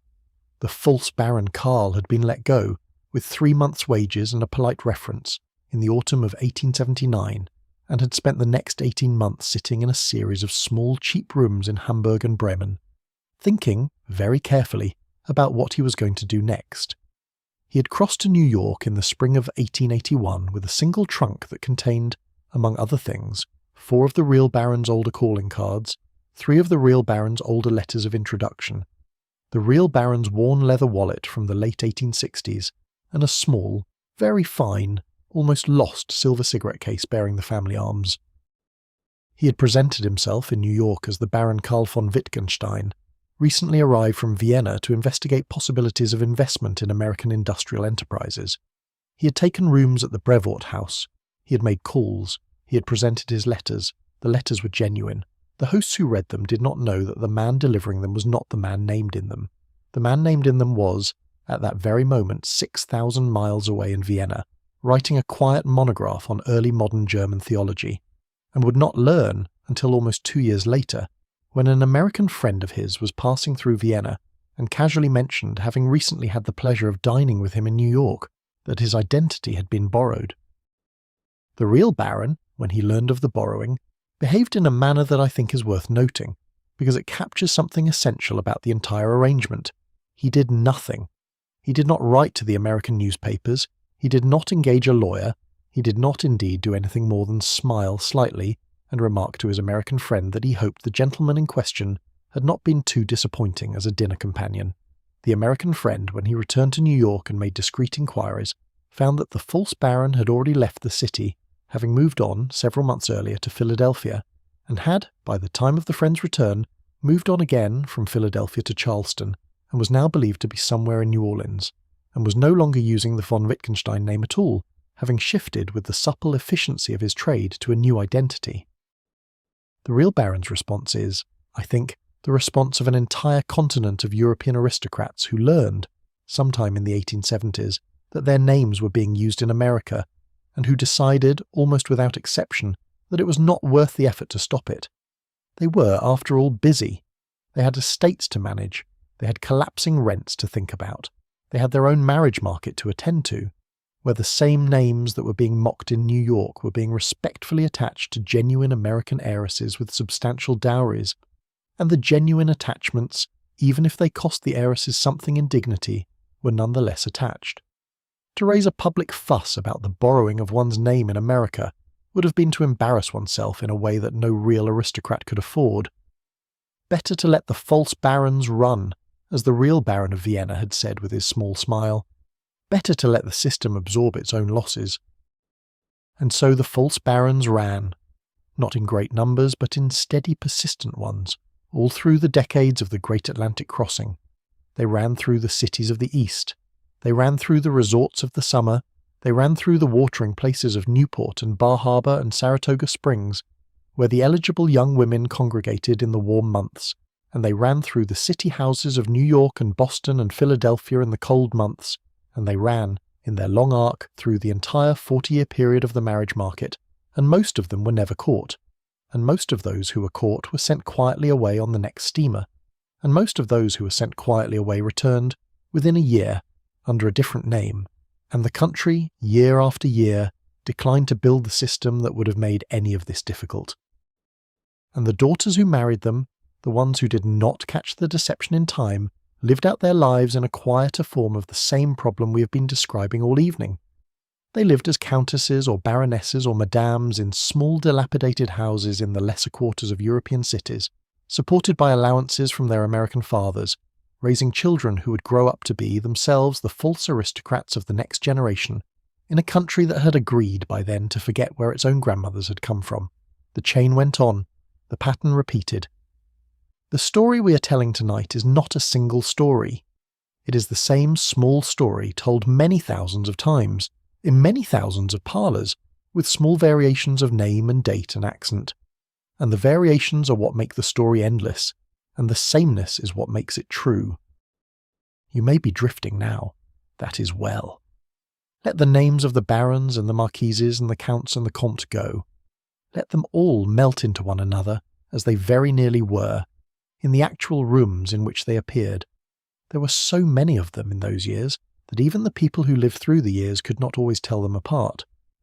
The hostesses, by their late 70s, would refer simply to that German fellow, or that lovely Frenchwoman, or that nice Italian, without being able to recall exactly which one, of how many that had come and gone they were thinking of.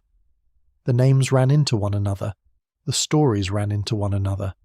The whole thing was by the end a single soft blur of titled visitors, and the blur was the country's idea of Europe, and the country lived inside the blur contentedly for 40 years. The lamps in your room are lower now, the fire has settled, the street outside is empty of carriages. Let us slow down in this middle stretch of the evening, and consider not the great inventions of the false aristocrats, but the small ones. The inventions that were not famous, the inventions that were not exposed, the inventions that simply, quietly, sustained themselves for 40 or 50 years and then ended peacefully in a bedroom with the curtains drawn and a daughter or a niece at the bedside and a kind of soft Victorian death that no one questioned and no one investigated, and the small handful of letters and cards and family photographs were swept up by the descendants and put in a drawer, and the drawer was eventually closed, and the inventor of the life passed into the gentle archive of what was simply remembered by the people who came after as having been the case. These inventions, the small ones, the ones that worked, are harder to describe than the famous ones because by definition they left almost no trace. The famous ones left trials and newspaper articles and biographies. The successful ones left only the impression of having been ordinary, which is the most thorough disguise of all. A great many false aristocrats in the Gilded Age, in fact, were not famous in any sense, were not exposed in any way, and were not in their own lifetimes ever suspected of being false. They simply lived the lives they had built. They aged into them. They became, by simple longevity, indistinguishable from the genuine article. Consider, for instance, the kind of small invention that involved no great chateau and no fictional Pomeranian estate, but only a single carefully chosen surname and a single carefully altered hometown. A woman in 1904 moves from Indianapolis to Cleveland, and on the train she decides very quietly that her name from now on will not be Sarah Schmidt but Sarah Cabot Schmidt, with the middle name carrying the suggestion of one of the old Boston families, the kind of family whose name had carried since the 1790s a certain unspecified weight in American social conversation. She does not claim to be a Cabot. She does not produce documents asserting Cabot ancestry. She simply lets the name sit in the middle of her own name, and she lets the name be observed, and when occasionally a Cleveland matron asks her, in a polite oblique way, whether the Cabot was, perhaps, from the Boston Cabots, she answers in a soft, careful sentence that contains no actual claim but suggests by its very softness that the answer is yes, distant connection. Many generations back, we do not speak of it much. The Cleveland matron records this in her mind and reports it to her friends, with the small particular satisfaction of being the one to have learned it, and within a year Sarah Cabot Schmidt is, in the consciousness of Cleveland society, a woman with the kind of background that does not need to be verified, because everyone already knows. This is in essence the simplest form of the invention. A name slipped into the middle of another name, a small implication left to sit unwatered in the soil of other people's minds where it grows, on its own, into something the inventor never quite had to claim. The Cleveland society into which Sarah Cabot Schmidt rose by the second decade of the new century included her by the 1920s in the inner circles of the Union Club and the Cleveland Skating Club and the Western Reserve Historical Society, and she was, by her death in 1937, a fixture of the older Cleveland establishment, and the small obituary in the Plain Dealer noted that she was, by family tradition, connected to the Cabots of Massachusetts. The connection had never, in her 60 years of married life in Cleveland, been required to produce a single document.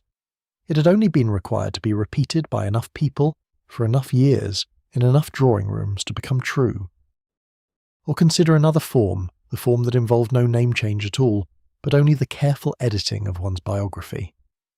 A man in 1890, named on his birth certificate Henry Holroyd, the son of a tenant farmer in upstate New York, moves to Boston and goes into the wool trade.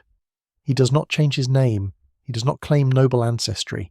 He simply, in the careful conversations of his new city, refers occasionally to his family's estate in Westchester County, which is, in literal fact, the small farm on which he was born, but which he allows his Boston associates to imagine as a country property of the larger and more cultivated sort. He never specifies, he never elaborates, he simply uses the word estate where another man might use the word farm, and he uses it consistently, and he uses it for so many years that, by the time he is 60 and the wool trade has made him moderately rich, the word estate has been so thoroughly absorbed by the people around him that they would be surprised, even disturbed, to hear it described otherwise. His children, when they grow up, take their family's Westchester estate entirely for granted. They speak of summers there, when in fact what they had were summers on a small dairy farm with a leaking roof, and the small dairy farm has been, by the chemistry of language alone, transformed in their inheritance into something it never was. By the time the grandchildren are born, there is a portrait of the estate hanging in the family library in Beacon Hill, painted by a competent New England landscape painter, and the portrait shows a substantial federal house with white columns and a sweeping lawn, and no one in the family any longer remembers that the actual house had been a small clapboard farmhouse with no columns at all. The portrait was, of course, commissioned. The painter, a New York man who took commissions of this kind, had been given a few sketchy descriptions and had supplied the columns himself, with the discreet understanding that this was what was wanted. The portrait was the document. The portrait, once it was on the wall, was indistinguishable to anyone who looked at it from a portrait of an actual estate, And what is an estate, after all, but the portrait of one, hanging in the library where the grandchildren grow up? These small inventions, the name slipped sideways, the word substituted, the picture quietly painted to fill the gap, were the small machinery by which thousands of American families, in the Gilded Age and the decades immediately after it, climbed from one social register to another. The climbing was not, in most cases, conducted by means of any spectacular fraud. It was conducted by means of 100 small adjustments, made over a period of decades, none of which would have struck any single observer as a lie, but the total of which was an ascent. The climbers themselves, in their own minds, did not generally regard themselves as climbing. They regarded themselves as becoming. The country they had been born into did not give them, in their original positions, the lives they wanted to live. So they performed, in the slow patient way of all such climbers, the small daily adjustments by which they could, over time, become the people whose lives they wanted to live. The adjustments were so small in any given week that they did not feel dishonest. The adjustments were only dishonest when seen, in retrospect, as a totality. And by the time the totality was visible, the adjuster had already in most cases died, and his descendants were the ones inheriting the result, and the result was simply, to them, the life they had always known. This kind of slow, gentle climbing was, I think, the great quiet activity of the Gilded Age American middle class. It was happening simultaneously in tens of thousands of houses in tens of thousands of small adjustments. It produced, by the middle of the 20th century, an American upper middle class that was, in its own consciousness, an ancient and established thing, but which was, in fact, the result of 2 or 3 generations of small, careful editings of family stories. The country had, in 2 generations, manufactured itself a heritage. The heritage was, for the great majority of the families who possessed it, genuinely sincere. The families who possessed it did not, in the 3rd generation, know that any editing had ever been done. The editing had been so successful that even the editors had forgotten they had edited. There is a particular kind of letter that one occasionally finds in the archives of old American families that gives the game away. The letter is usually from the original immigrant or the original climber, written in the 1860s or the 1870s to a sibling or a cousin who has stayed behind in the original village or the original small town. The letter discusses, in entirely candid terms, the small adjustments the writer is making in his new life. He explains to his sister back in the small town that he has decided to call himself, in his new city, by a slightly different version of his name. He explains that he has decided to claim, when asked, that his family is from a slightly grander part of the old country than they actually are. He explains, with no embarrassment, because his sister is family and there is no need for embarrassment, that this is what the new life requires. He asks his sister, very politely, to play along when she writes back, to address her letters to him under his new name, and to refrain from mentioning, in any correspondence that might be seen by his new acquaintances, the small village and the small original circumstances of their childhood. The sister in the original village generally agrees. The sister has in most cases her own complicated feelings about her brother's ascent, but the sister loves her brother, and the sister wants her brother to do well, and the sister can certainly manage to address her letters in the way her brother requests. She does. The letters travel back and forth across the country, addressed to the new name, written in the new style, and the new life is year by year sustained. These letters, when they survive into the archives, are usually marked by the family that inherits them, with a kind of quiet ambivalence. The descendants, when they find them, are usually grown adults who already know perfectly well that the family has, over generations, told its story in slightly idealized ways. The descendants are not, on the whole, shocked by these letters. The descendants are, in some cases, slightly relieved. The letters confirm in writing what the descendants had already half suspected, and the confirmation gives them, finally, permission to think clearly about the family story, instead of having to maintain it as a sacred and unquestionable thing. The descendants, after reading such letters, often go through a small private period of recalibration. They look again at the family portrait in the library. They look again at the old photographs on the mantelpiece. They notice, perhaps for the first time, that the photographs of the great-grandparents are slightly more posed, slightly more formal, slightly more determinedly genteel than the photographs of the more recent generations. They notice that the great-grandparents are wearing clothes that look, in retrospect, a little too good for the actual income the great-grandparents had at the time. They noticed the small, careful tells, the small visible effort that they had previously been trained by the family not to see. And then, in most cases, the descendants put the letters back in the drawer. They close the drawer. They do not in most cases share what they have found with their own children. The family story, as it has been told for 3 generations, is allowed to continue in its slightly cleaned-up form into the 4th generation. The descendants reason, in some private way, that the cleaning up was not entirely dishonest. The cleaning up was simply the way the family had moved itself, by the only means available, from one social position to another. The cleaning up was, in some sense, a real accomplishment. The descendants do not wish to undo the accomplishment by exposing the cleaning. So the cleaning is allowed to remain hidden. The drawer is closed, the story continues. This kind of quiet familial complicity is, I think, the deep human texture of the false aristocracy phenomenon. The famous cases, the spectacular cases, are useful to us because they illustrate in unusually pure form the mechanisms by which identity could be manufactured in the Gilded Age. But the deep texture of the phenomenon was not spectacular. It was domestic. It was the texture of 1,000,000 small families in 1,000,000 small editings, sustained by 1,000,000 small acts of complicity by relatives who had agreed, for reasons of affection and ambition and family loyalty, not to contradict the story that was being told. The story sustained in this collective way was not really in the end a fraud. It was a kind of collective achievement.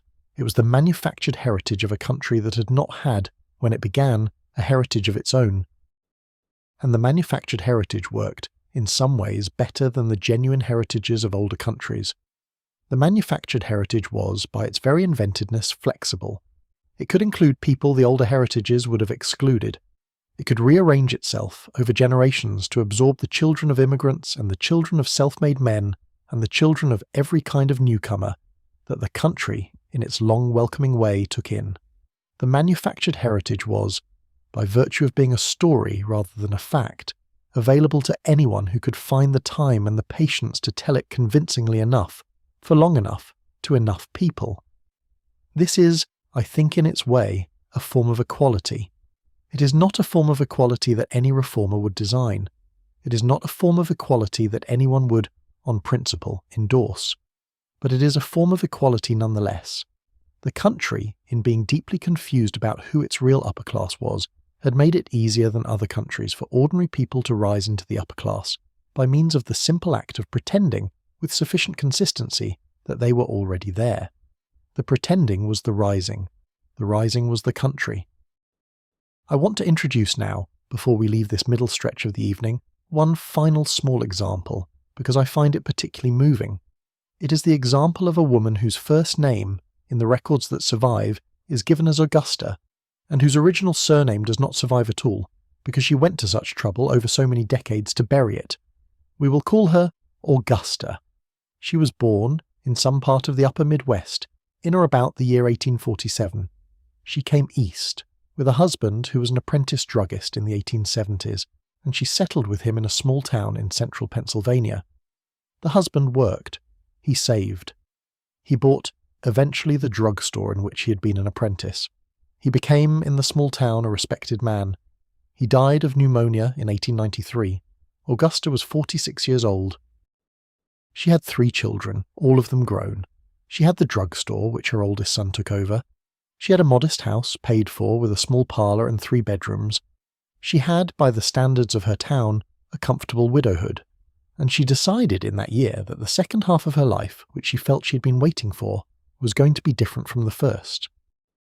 She did not move. She did not change her name. She continued on the surface exactly as she had been. But she began, very slowly, to introduce into her conversation, with the women of the town who came to call on her, the small, careful suggestion that her family, before her marriage, had been in some way connected to certain old American families. The connection was vague. The connection was distant. The connection was, when pressed, attributed to a great aunt or a cousin once removed. The connection was nothing that could ever be verified. But Augusta repeated it, in slightly different forms, in different conversations, over a period of perhaps 15 years, with the patience of a woman who has nothing left to do with her life except construct a story for the small remainder of it. The women of the town, who liked Augusta and had no reason to disbelieve her, gradually came to accept the connection as established. By the time Augusta was 65 in 1912, she was widely understood in her town to be a woman of some genteel background, somehow related, in a way no one ever quite specified, to the older Eastern families. The story was not, in any meaningful sense, true. Augusta had been, in her original life, the daughter of a wagon mechanic. The wagon mechanic had been, in his original life, a German immigrant who arrived in the country in 1837 and never learned to read English. The genteel connection was a pure invention, sustained by Augusta for the second half of her life, for reasons she never explained. But here is what I find moving. Augusta did not gain, by this story, any practical advantage. She did not enter, by means of the story, any new social circles. She did not marry a richer man. She did not move to a grander town. She simply, in the small parlour of her small Pennsylvania house, sat with her friends and was, for an hour at a time, a slightly different version of herself. The story did nothing for her, externally. The story did only one thing, internally. It allowed her to feel, in her own private mind, in the last decades of her life, that she had somehow been someone other than a wagon mechanic's daughter. The story was for her a small private dignity. The story did not ask anyone else to believe it strongly. The story only asked Augusta herself to believe it strongly enough to live inside it. She died in 1921 at the age of 74. Her obituary, written by the editor of the small-town newspaper, who had known her for 30 years, mentioned her connection to the older Eastern families. The connection was, by then, so thoroughly accepted in the town that no one would have thought to question it. She was buried in the town cemetery, beside her husband, the druggist. The stone gives only her name and her dates. No mention of the older Eastern families. No mention of the wagon mechanic. Only the name and the dates, and the small carved figure of a flower at the top of the stone. Her children did not, as far as anyone knows, repeat the family story to their own children. The story, having served Augusta for the last 28 years of her life, was allowed, by her descendants, to fall quietly into disuse. By the 1950s, the story had been forgotten. The grandchildren of Augusta, growing up in suburban Philadelphia, knew nothing of any connection to older Eastern families, because no such connection had ever existed, and the small private dignity their grandmother had constructed for herself had served only her and had not needed to be transmitted any further. I find this story, more than any of the spectacular cases we have considered tonight, the most accurate picture of what the false aristocracy phenomenon really was. It was not, in most cases, a fraud carried out for material gain. It was, in most cases, a small private adjustment of self-image, conducted in the privacy of small parlours, sustained for the duration of a single lifetime, not transmitted onward, and dying with the person who had invented it. The aggregate of all such small private adjustments, in the country during the Gilded Age and the decades after it, was an enormous quiet phenomenon, almost invisible to history, almost impossible to document, but real and humane, and in its own strange way deeply American. The country gave its citizens, by the sheer informality of its records and the sheer flexibility of its social systems, permission to be, in their own private minds, slightly different from the people they had originally been. A great many of them took the permission. They used it gently. They did not, on the whole, harm anyone. They simply lived, in the second halves of their lives, in the small private fictions they had constructed for themselves, and the fictions made the second halves of their lives, in some small way, more bearable than they would otherwise have been. This, too, was part of the falsehood that ran through the Gilded Age. It was the gentle, domestic, private end of the spectrum. It was the end of the spectrum that produced no headlines, no trials, no court cases, no scandals. It was the end of the spectrum that produced instead only 1 million small quiet evenings, in 1 million small comfortable parlours, in which women named Sarah and Augusta and Henrietta sat with their tea and told their stories, and were believed by friends who loved them for as long as it mattered. The believing was the kindness was the country went on. Let's now move forward into the long second half of the evening, where we will look at the larger cases and the famous houses and the spectacular consequences again. but with the small private inventions of Augusta and Sarah and Henry held in the back of our minds as the gentle, undocumented, almost invisible bedrock on which the more visible structures stood. The bedrock, like all bedrock, supported much more than was ever known. The bedrock will outlast in its way the visible structures. The bedrock is, in some sense, what the country is still today made of, and we will, in due time, come gently back to it. Let us return now to Mrs. Benjamin Wood, whom we left many pages ago sitting in her parlour with her embroidery in her lap, in the comfortable rooms of her newspaper publishing husband, in the New York of the 1870s. We left her there, in that quiet hour, because the rest of her story, which we are about to tell, is so long and so strange and so quietly devastating, that it deserves its own slow, uninterrupted unfolding, and we needed the rest of the country to catch up to her before we could come back. She lived, with her husband, in a brownstone on 14th Street. The house was, by the standards of the era, comfortable but not lavish.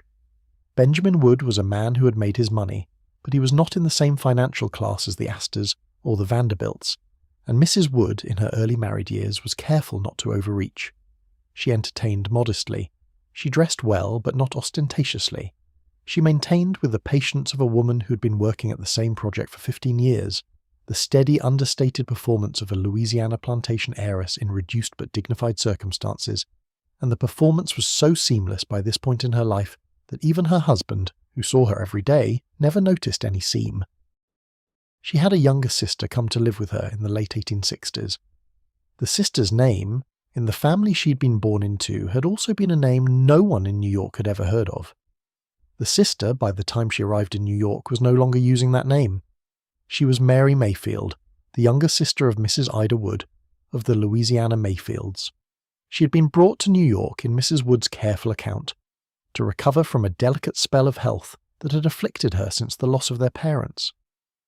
The delicate spell of health was, in fact, the family poverty from which both sisters had run, but Mary, the younger of the two, had only been able to follow her older sister into the new life after the older sister had succeeded in establishing it.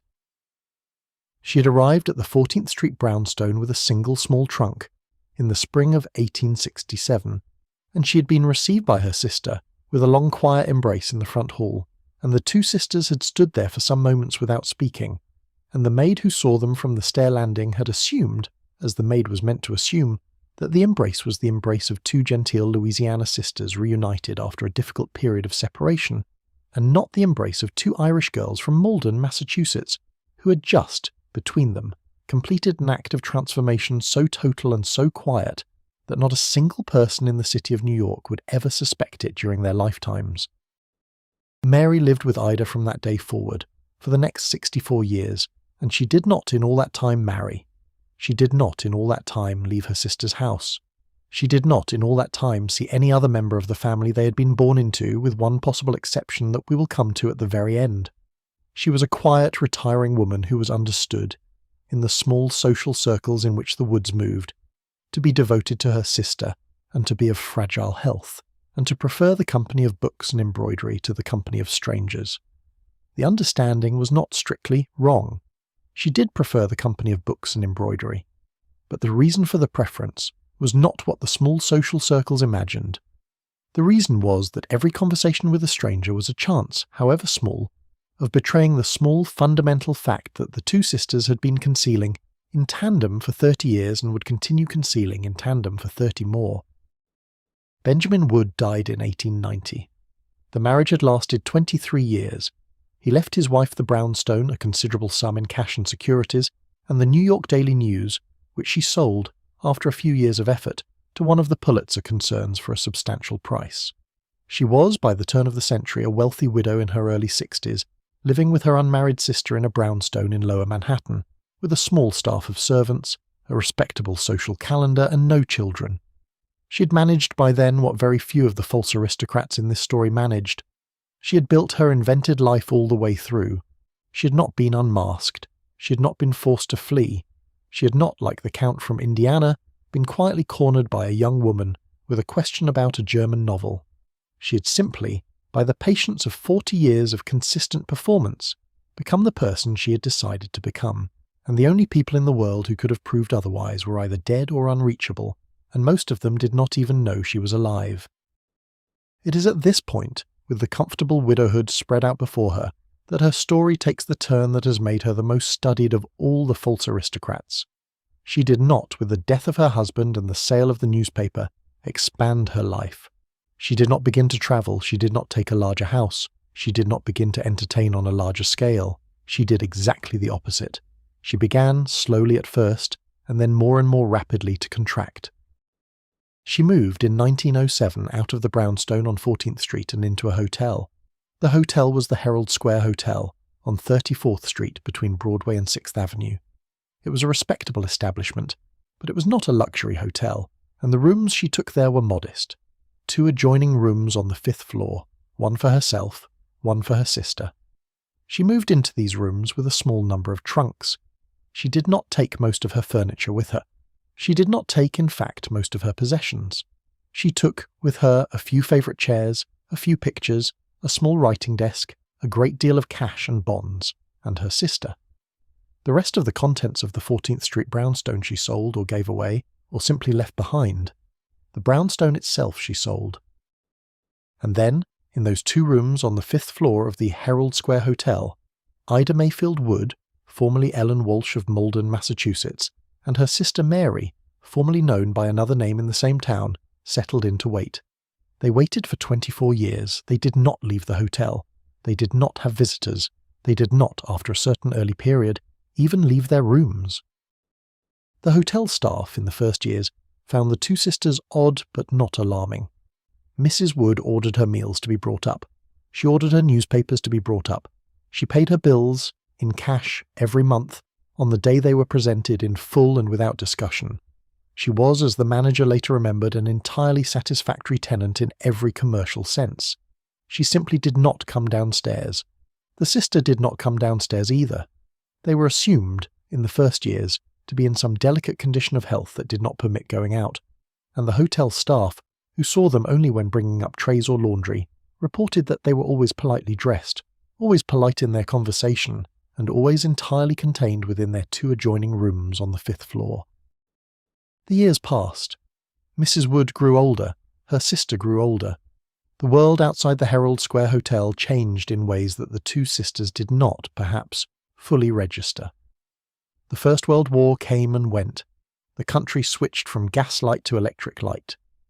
The automobiles, which had been a rare and remarkable sight in the early years of the new century, became, by the 1920s, the ordinary background of New York streets.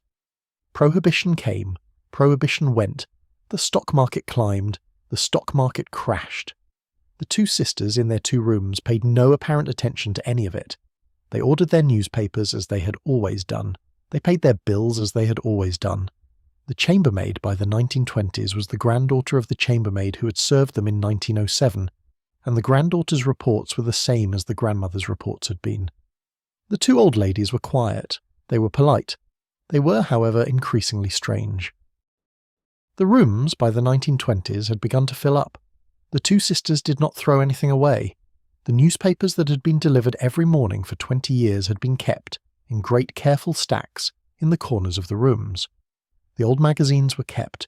The old letters, of which there were few, were kept. The empty boxes from the small purchases they occasionally made by mail order were kept. The bones, by some accounts, of every chicken they had eaten in the past 15 years had been kept, dried out and wrapped in paper and stored in cardboard boxes under one of the beds. The dust, by some accounts, was an inch thick on every surface. The chambermaid was, by the late 1920s, no longer permitted to enter the rooms to clean. Mrs. Wood had requested, with great politeness, that the cleaning be discontinued. She would manage the cleaning herself, she explained, with the help of her sister. She did not manage it. The rooms grew dirtier and dirtier, and the stacks of paper grew higher and higher, and the air in the 2 rooms, when the door was opened to receive a tray, was, in the words of one chambermaid, the air of a closed cellar in a country house that had not been opened for a generation. Mary, the sister, died in 1931.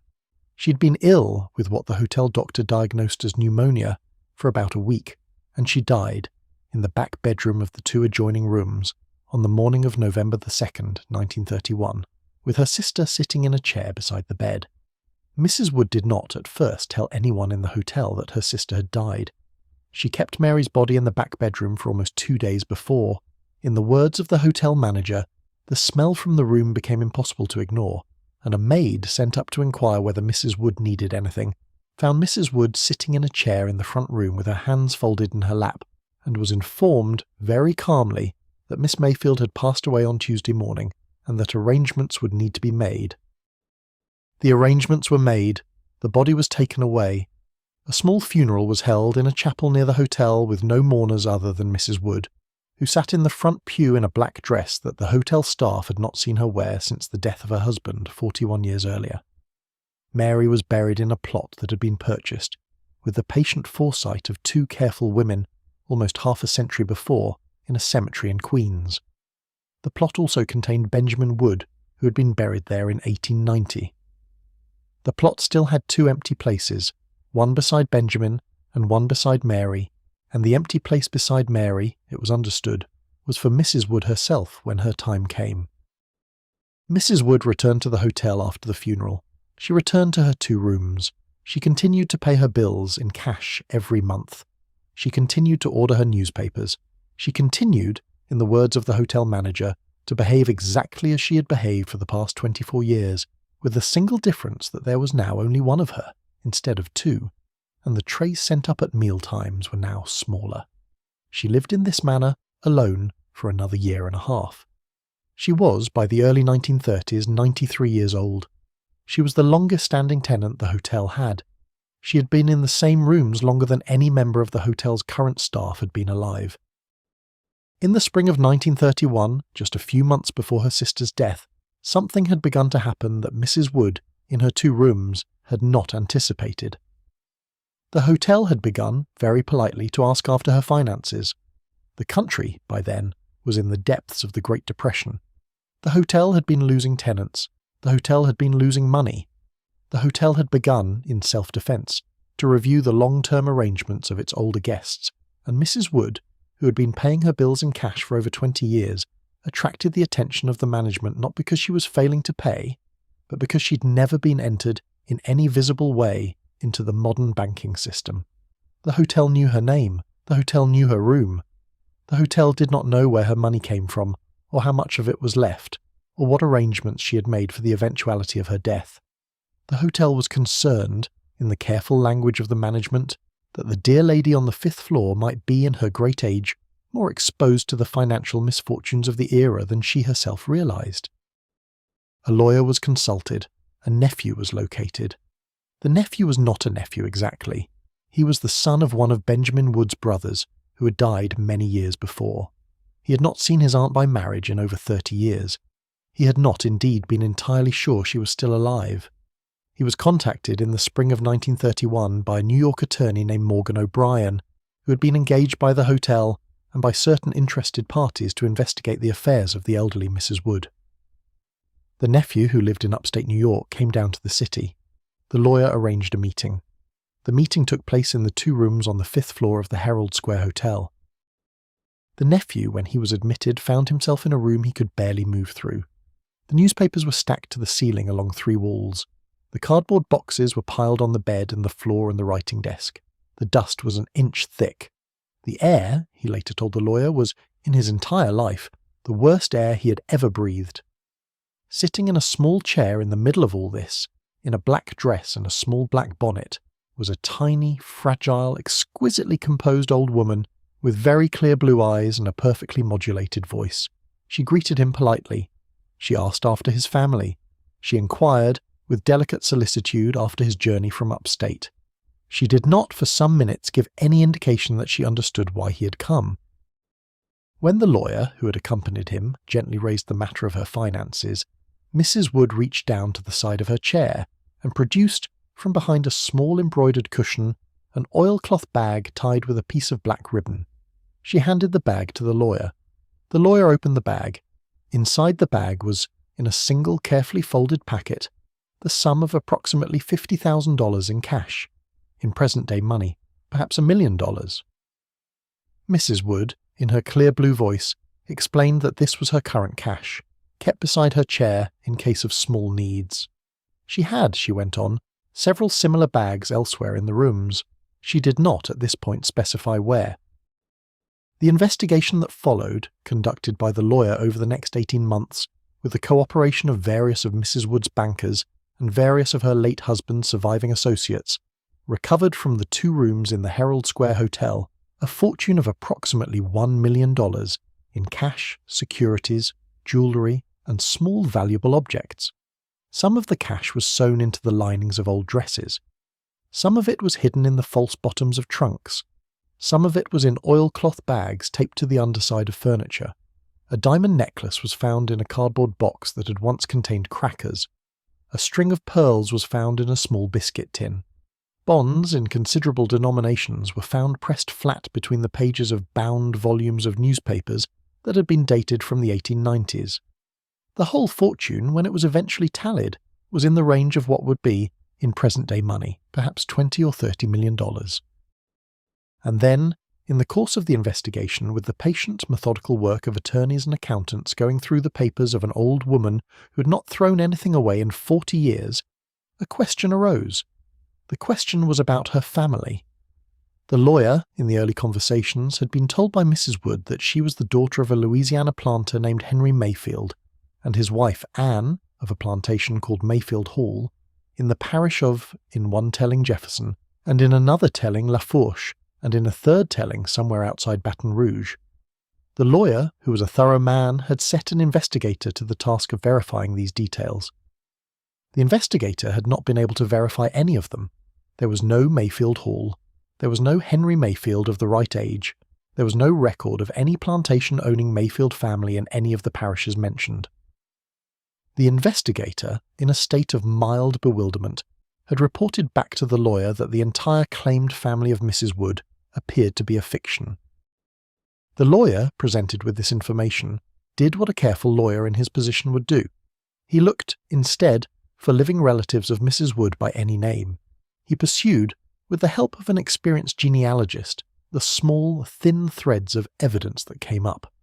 A reference in an old letter found in the rooms to a town in Massachusetts, a name, half-spelled, on the back of a faded photograph, a street address that had been written, very lightly in pencil, on the inside cover of a small Bible.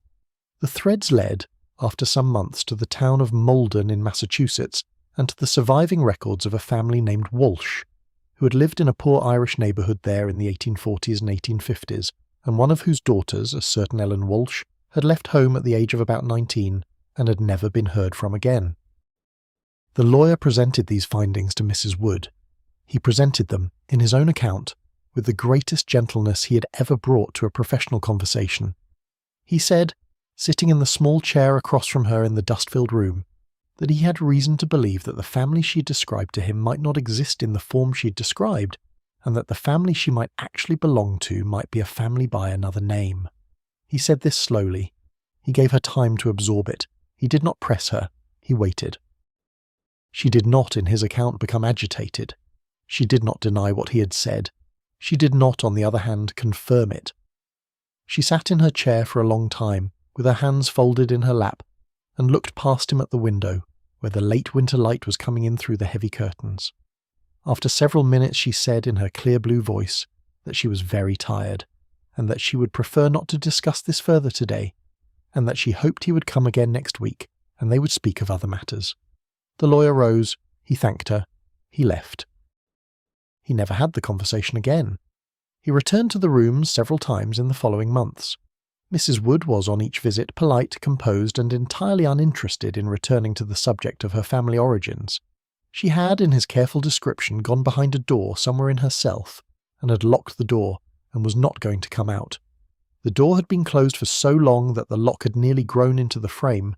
He had managed, by his question, to rattle the door for a moment, and then he had let her close it again. He understood, he later said, that to press her further would have been cruel. He let her be. She died, on the evening of March the 12th, 1932, in her small back bedroom in the Herald Square Hotel, at the age of 93. She died of, according to the death certificate, complications of advanced age. She died alone.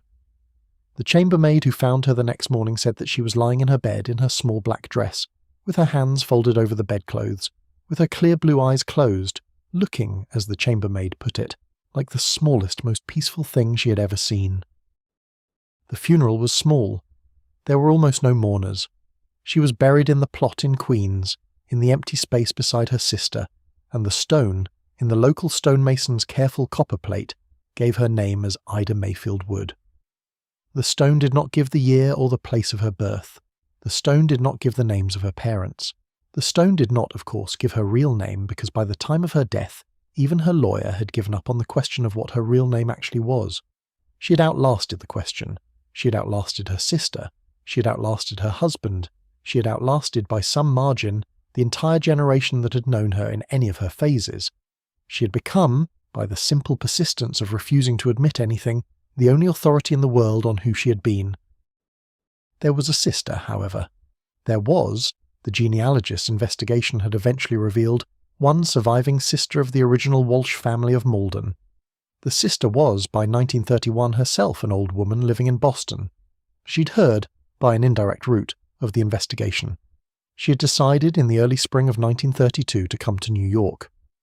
She arrived at the Herald Square Hotel on the afternoon of March the 11th, the day before Mrs. Wood died. She presented herself at the front desk. She asked in a soft Boston accent that the desk clerk found unremarkable whether she might be permitted to see Mrs. Wood. The clerk, who had been given strict instructions by the lawyer not to admit any visitors without notice, asked for her name. She gave a name that the clerk did not recognize. The clerk telephoned the lawyer. The lawyer, who was at home, said that the visitor should be told that Mrs. Wood was unwell and could not receive guests, but that she should be invited to call the next morning. The visitor, having heard this message through the desk clerk, nodded. She said that she would return the next day. She left the hotel. She did not return the next day. She returned, that is, to her own hotel, only a few blocks away. She read in the morning newspaper that Mrs. Ida Mayfield Wood, the well-known eccentric widow of the late Benjamin Wood, had died in her rooms at the Herald Square Hotel the previous evening. She read the small obituary very carefully. She put the newspaper down. She sat for a long time in the small chair by the window of her own hotel room, and then, in the slow, deliberate manner of an old woman who's been carrying a thing for a very long time and is now at last putting it down, she put on her coat and her hat, and she walked out of the hotel, and she took a cab to the station, and she took a train back to Boston, and she did not, in the few remaining years of her life, ever tell anyone that she had been the sister of the woman in the obituary, and she did not, in the very long period of her own waiting before the moment, ever once try to make herself believed. Whether the sister at the desk on the afternoon of March the 11th was the actual sister, or some other woman entirely, was never proved. The lawyer, when he heard of the visit afterward, was sorry he had refused the visitor. He spent the next several years, in his own quiet way, wondering whether he had, in that single telephone call from his own house on a winter evening, prevented the last conversation that Ida Mayfield Wood might have had with the only person in the world who remembered her as the girl she'd once been. He never settled the question for himself. The stone in the cemetery in Queens settled it for everyone. The stone read Ida Mayfield Wood, and the sister in Boston, whoever she was, in the few remaining years of her own quiet life, never tried to write a different word on it. Lie back into the pillows now. Let her go. The 2 rooms in the Herald Square Hotel are empty. The newspapers have been carted away. The diamonds have been sent to auction. The fortune has been divided among distant relatives who never knew either of the women on the 5th floor and who took the money with a kind of guilty, uncertain gratitude. The hotel itself was renovated in the late 1930s and then later torn down, and the corner where it stood is now a quite different corner, with quite different buildings, and no plaque marks the place. The story has closed itself, the way she closed her door. There is another kind of false aristocrat we have not yet considered, and she is, I think, the saddest of the lot, and for that reason I want to tell her story now, while the lamps are at their lowest and the room is at its quietest, because her story is the one that asks the question the others avoid. Her story asks what happens to a person who builds a false identity, and then begins, somewhere in the middle of the project, to believe it. Not in the easy, comfortable way the Count from Indiana believed in his Pomeranian property. Not in the half-conscious way the LaRues of Brooklyn settled into being the LaRues. Her story asks what happens to a person who believes it, completely, with the full hot conviction of a religious convert, and who then meets, by accident, the documentary evidence of who she had previously been. I will not give her the long full name she went by in her later life, because the family that descends from her would prefer, even now, that the name not be tied to this story, and there is, I think, a certain kindness in honouring that preference. Let us call her Mrs. M. Mrs. M was born in the early 1860s in a small town in upstate New York, the daughter of a Methodist farmer of modest means, and a mother who, by all accounts, had wanted more for her children than the small farm could offer. Mrs. M was a very pretty child. She had thick dark hair and large clear grey eyes, and a serious, watchful, somewhat solitary manner, and her mother, who was a clever woman, recognised very early that this particular child might be the one who carried the family beyond the small farm. The family had a cousin in New York City, a woman who had married well into the lower reaches of the merchant class. Through the cousin, Mrs. M was arranged at the age of 17 into a kind of half-formal household position in the cousin's home. She was not strictly a servant. She was not strictly a relative.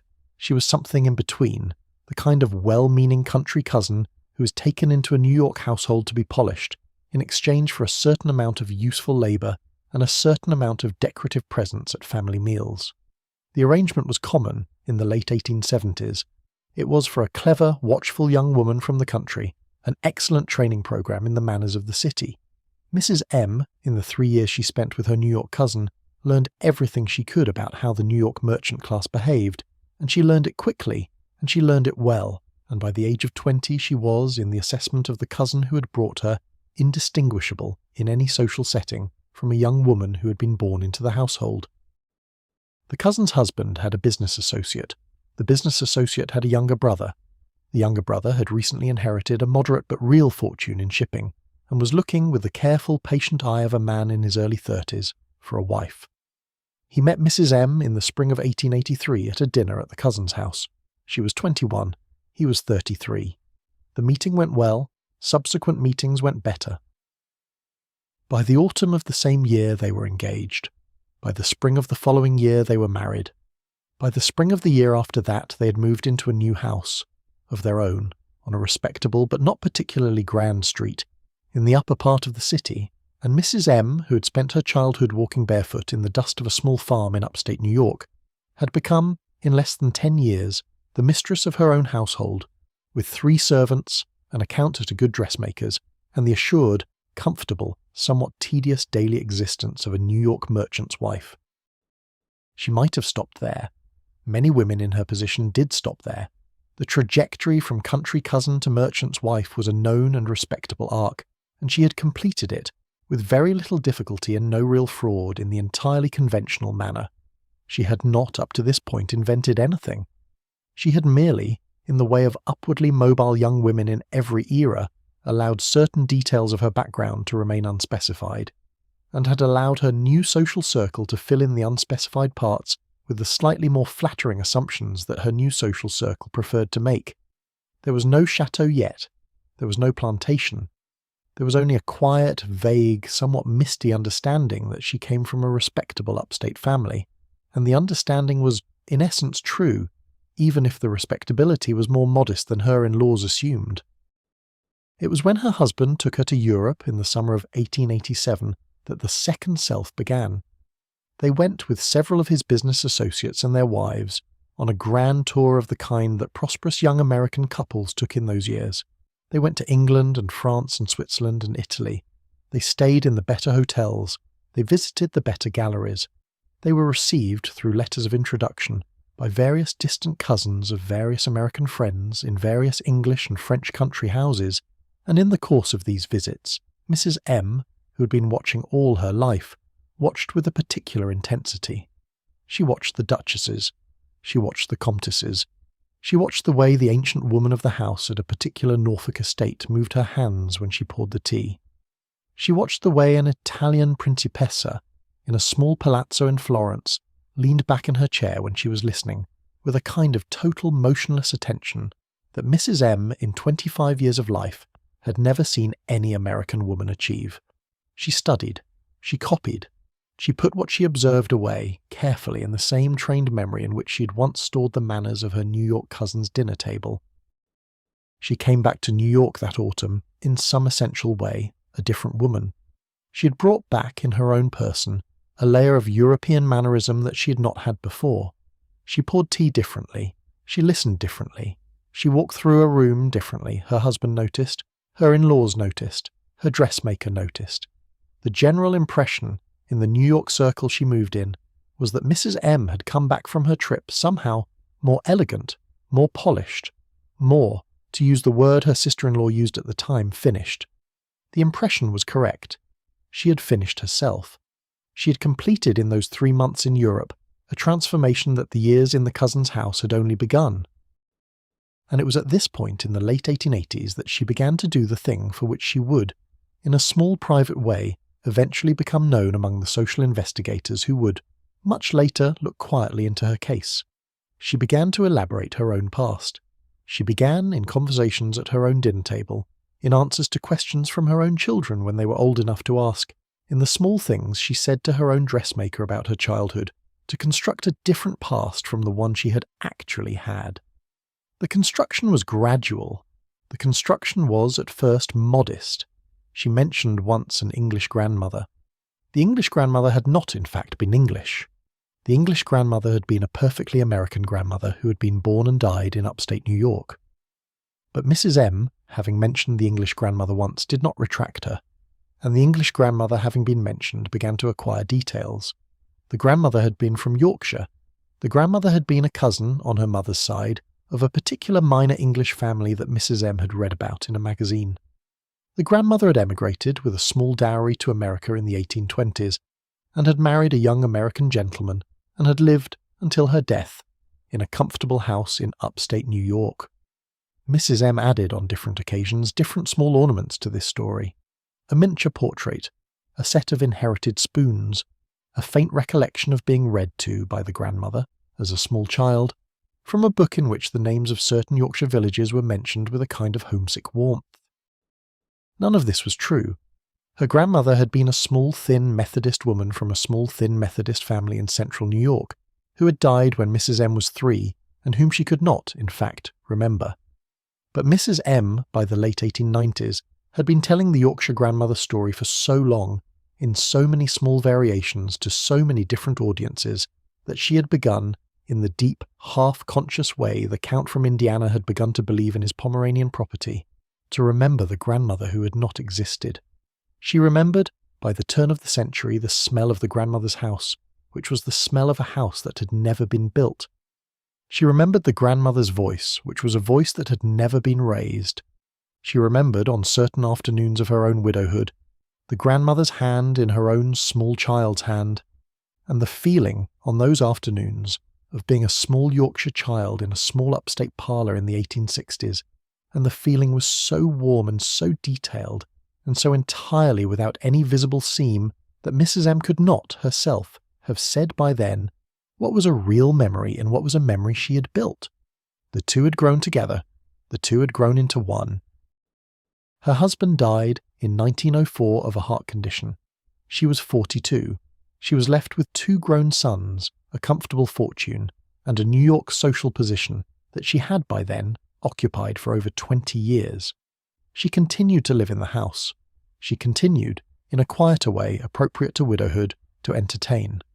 She continued to tell, when the conversation drifted to it, the Yorkshire grandmother story, and the story by then had been polished by 20 years of careful retelling, and was, in the rooms in which it was told, accepted as one of the small confirmed facts of her biography.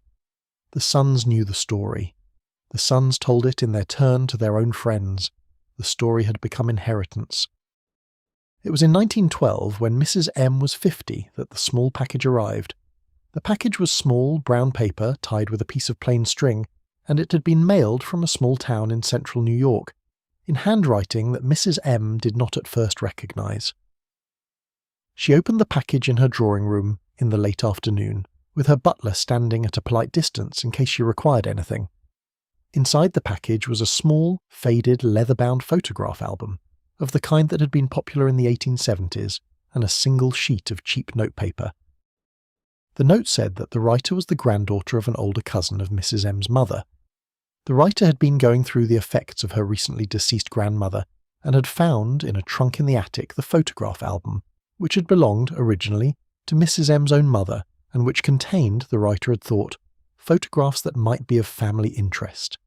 The writer apologised for the late delivery, explained that it had taken her some time to locate Mrs. M's current address, and signed her name with great politeness. There was nothing accusatory in the note, there was nothing suspicious. It was in every respect a small kindness from a distant relative she had never met. Mrs. M, when she opened the album, found what she had known, in some part of herself she would find. There was a photograph of her own mother, as a young woman, on the steps of the small farmhouse in upstate New York. There was a photograph of her father, in his Sunday coat, looking severely at the camera. There were photographs of her brothers and sisters, in the patched clothes of a Methodist farming family in the 1860s. There were photographs of her grandmother, the small, thin Methodist grandmother who had not been from Yorkshire, who had died when Mrs. M was 3, sitting in a wooden chair in front of a clapboard wall, with a black bonnet on her head and a wedding ring on her finger, and a small embroidered handkerchief in her lap. The grandmother was, in the photograph, a woman of about 60. She was small, she was thin, she had the same grey eyes Mrs. M had inherited from her. She did not look, in any particular, like a Yorkshire cousin of a minor English family. She looked exactly like what she had been. A small, thin, upstate New York Methodist woman in a black bonnet in front of a clapboard wall. In a photograph that had been taken, the small inscription on the back informed her, in the summer of 1864. Mrs. M sat with the album in her lap, in her drawing room, in the late afternoon, for a very long time. The butler who had withdrawn after delivering the package did not return. The lamps were lit. The room grew dark. The album remained open, on her lap, to the photograph of the grandmother she had not had. What she felt in those hours, only she would have known, and she did not tell anyone, then or ever. The album, when the maid came in the next morning to draw the curtains, was no longer in the drawing room. It was nowhere visible in the house. The note, the wrapping paper, the string had also all disappeared. Mrs. M was at her writing desk in the next room, writing a quiet letter of acknowledgement to the distant cousin, thanking her warmly for the kind gesture, and saying that she had received the album with great emotion, and that she would treasure it, of course, for the rest of her life. The cousin received the letter. The cousin was satisfied. The cousin never wrote to Mrs. M again, and Mrs. M never wrote to her, and the album, which had been the only remaining photograph collection of a particular Methodist farming family in upstate New York, vanished that night into a place from which it never returned. She lived, after the album arrived, for another 23 years. She lived in the same house, with the same servants, with the same friends, with the same Yorkshire grandmother story, told now with perhaps a slightly thinner voice, but with no less consistency than before. She entertained, she received. She travelled in her later years more cautiously, but she travelled. She wrote, in her 70s, a small private memoir for her grandchildren, in which the Yorkshire grandmother appears in 2 or 3 soft, tender paragraphs as the warm and central figure of Mrs. M's earliest memories. The memoir is, in every other respect, an unremarkable late 19th century lady's recollection. The memoir is still, in the family that descends from her, treasured. The Yorkshire grandmother, in the family that descends from her, is still understood to have been real. What I think she felt in those hours in the darkening drawing room was not what we might expect. She did not, I think, feel exposed. She did not feel guilty in the way a confidence artist who has been caught feels guilty. She felt, I think, something stranger and harder to name. She felt, I think, the visit of an actual ghost. The small, thin Methodist woman in the black bonnet was a real person, who had lived, who had had a life, who had been her grandmother, and the photograph was the physical evidence of that life, and the photograph had arrived in her drawing room by perfectly innocent post, on a perfectly ordinary afternoon, and had asked her, without saying anything, to remember. She had, I think, refused. She had, I think, made a small private decision in that long dim hour that the woman in the photograph was not finally her grandmother. Her grandmother, she had decided, was the Yorkshire one. The Yorkshire one was the one her children knew. The Yorkshire one was the one her sons told their friends about. The Yorkshire one was the one in the small private memoir she would, 20 years later, write for her grandchildren. The small, thin Methodist woman in the black bonnet, much as Mrs. M might have liked her, much as Mrs. M might have grieved her, much as the grey eyes in the photograph might have looked very directly into Mrs. M's own grey eyes from across a span of 50 years, was not, for the purposes of the life Mrs. M had built, anyone she could afford to claim. And so Mrs. M, in the long evening that followed the arrival of the album, said goodbye to her own grandmother. She said goodbye to her own mother. She said goodbye to the small farm and the patched clothes and the clappered wall and the small thin family from which she had come. She said goodbye, in the deep way the false aristocrats sometimes had to say goodbye to the only people in the world who had loved her without her having to perform. She let them go. She let them sink like small stones into the dark water at the bottom of her life. And she lived on, in the warm, well-lit upper rooms of the house she'd built, with the Yorkshire grandmother by her side, and the small, thin grandmother below the water, and the album wherever she'd put it, growing slowly, slowly into the dust of 100 years. She is, of all the people in this story, the one whose case I find hardest to judge. She had not, in any strict sense, hurt anyone. She had not defrauded any bank. She had not married any heiress under false pretences. She had told, in her drawing room, on 100 warm afternoons, a story about a grandmother that was not true. The story had given pleasure to the people who heard it. The story had given comfort to her own children. The story had cost no one anything. And yet the cost, I think, was in her. The cost was in the photograph she had hidden. The cost was in the small, thin Methodist woman she had refused to claim. The cost was in the long hour in the dark drawing room, alone with the album, when she had understood perfectly that the price of the life she had built was the burial, while still alive, of the life she had actually been given. Let her too rest now. The drawing room is empty. The lamps are out. The album is wherever she put it, in some quiet drawer in some quiet room, in a house that, by now, no longer stands. The Methodist grandmother in the black bonnet is invisible. The Yorkshire grandmother, who never existed, is real in the only places that still remember her, which are a small memoir in a family library and a few half-remembered family stories told over Christmas dinners that grow quieter every year. The story is ending. The night is moving along. To understand the climate in which the false aristocrats flourished, you have to spend some time in your imagination in the place that was the true capital of their world.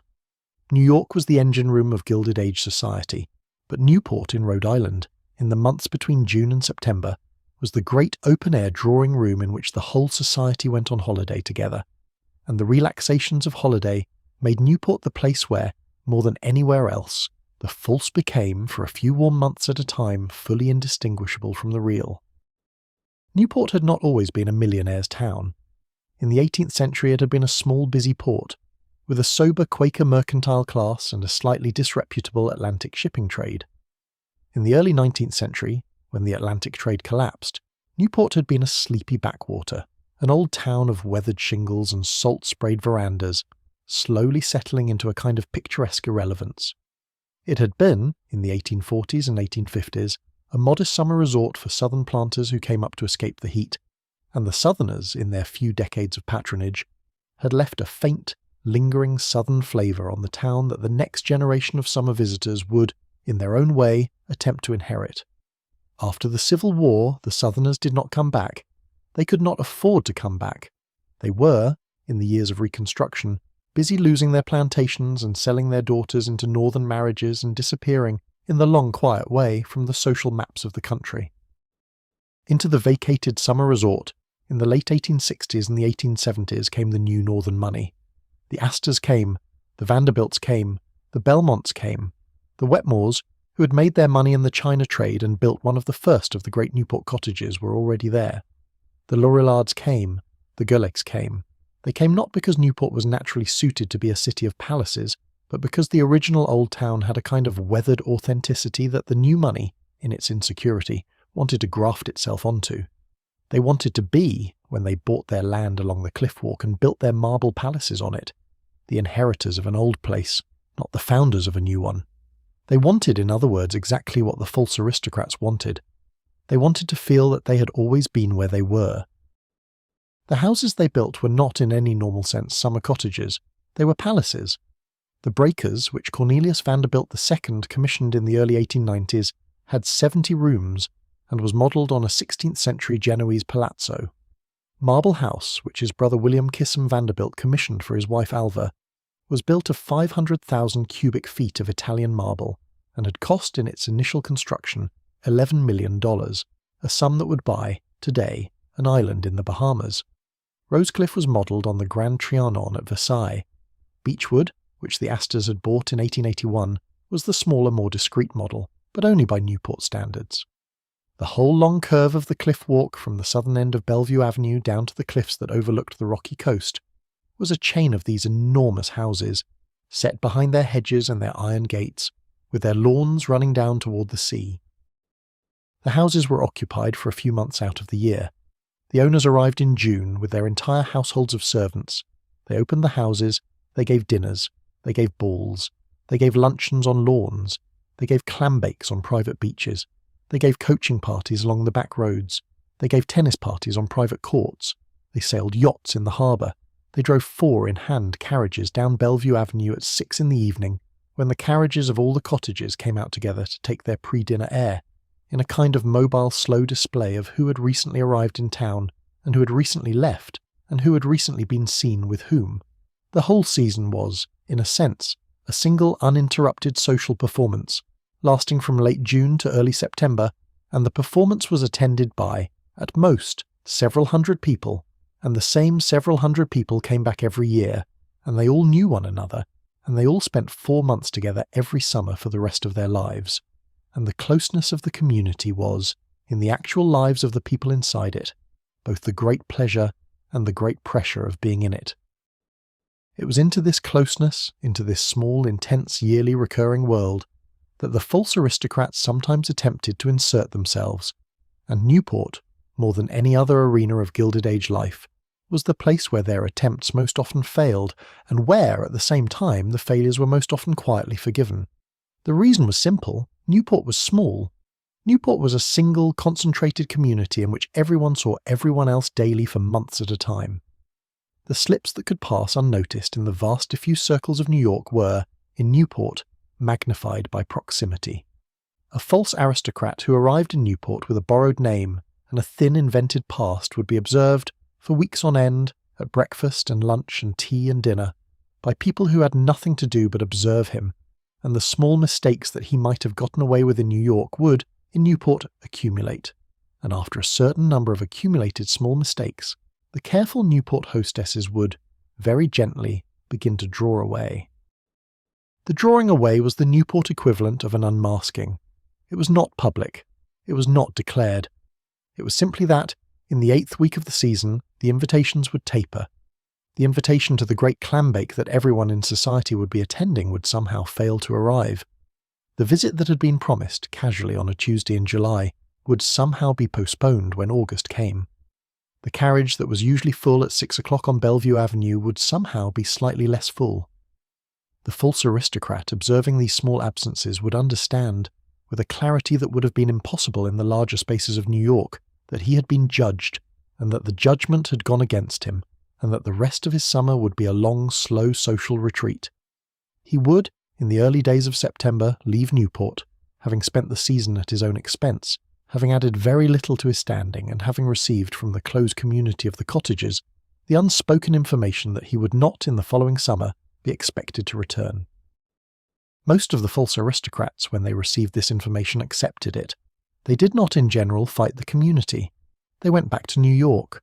They turned their attentions to circles that were larger and looser and easier to deceive. They wrote off Newport as a difficult market. They did not return. A few did not accept it. A few, having received the small information that Newport had judged against them, tried again the next summer and the summer after that, with adjustments to their performances, with slight upgrades to their wardrobes, with slightly more elaborate letters of introduction. The few who persisted in this way were eventually in some cases accepted. The community, having tested them across 3 or 4 summers, having found that they did not break down under the prolonged observation, having concluded that whatever they were at any rate consistent, eventually let them in. The community was, in this respect, not unreasonable. The community required only that you be able to keep the performance up under close, sustained, almost daily observation, for years on end, without ever once breaking character. If you could do that, the community concluded, then perhaps you were, in some essential sense, what you said you were, and any further question was, in the small word that the Newport hostesses used, to dismiss all uncomfortable questions, vulgar. There was a particular case, in the summer of 1894, that became, in the small private memories of Newport, the case that everyone afterward referred to when the subject came up over winter tea in New York.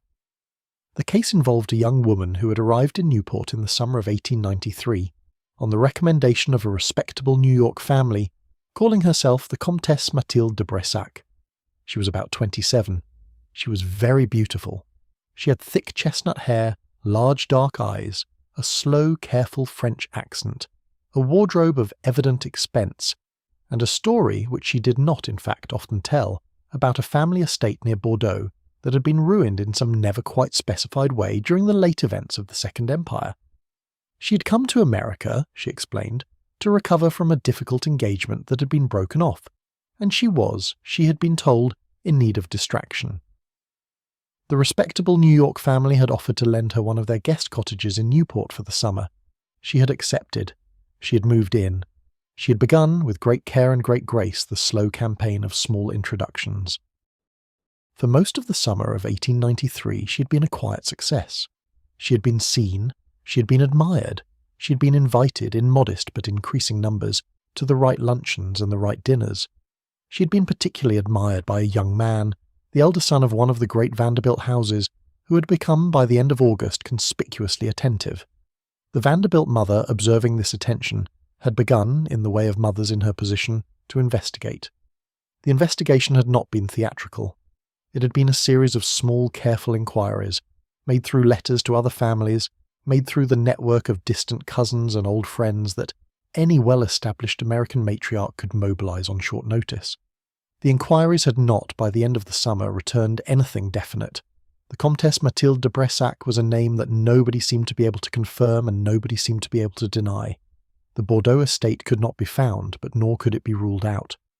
The broken engagement could not be located in any of the European society columns of the period, but the Comtesse had explained very plausibly that the matter had been handled on both sides with such discretion that it had never reached the papers.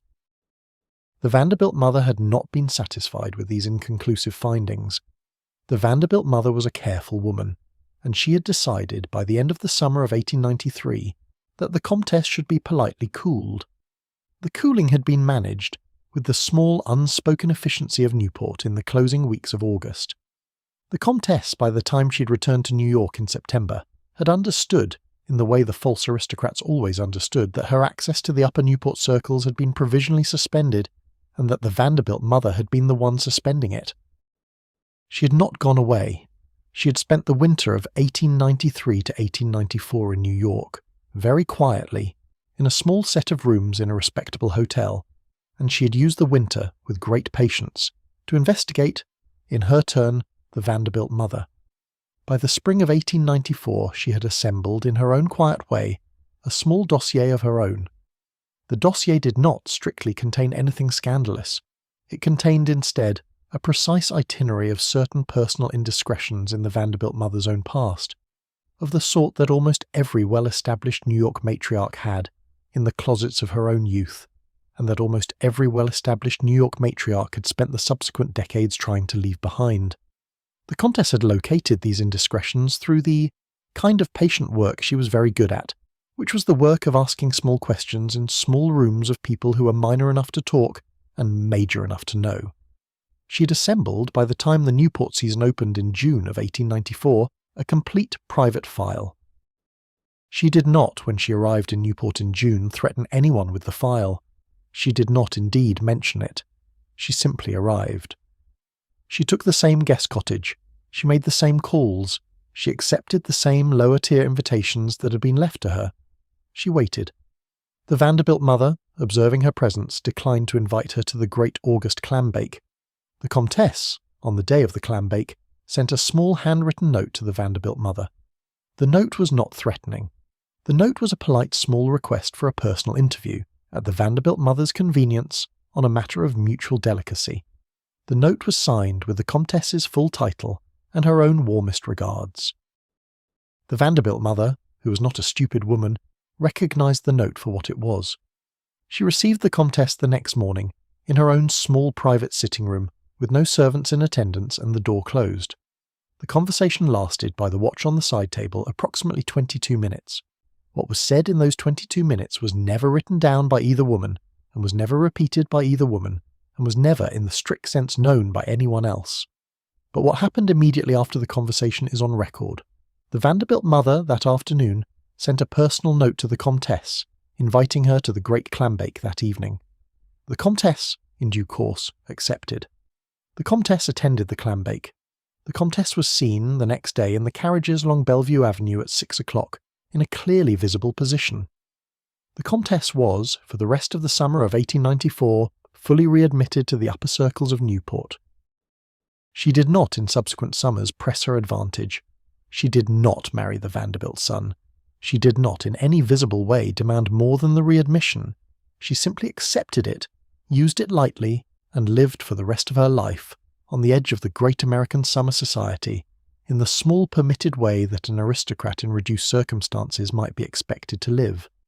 She married eventually a much less prominent member of the New York mercantile class, a quiet older widower with a comfortable house and a small estate, and she lived out her years in his house, raising no children, attending church on Sundays, dressing in dark silks, and acquiring, with the slow grace of a woman who had earned her position by the most difficult means imaginable, a reputation among the people who knew her for being an exceptionally kind and unusually discreet old lady.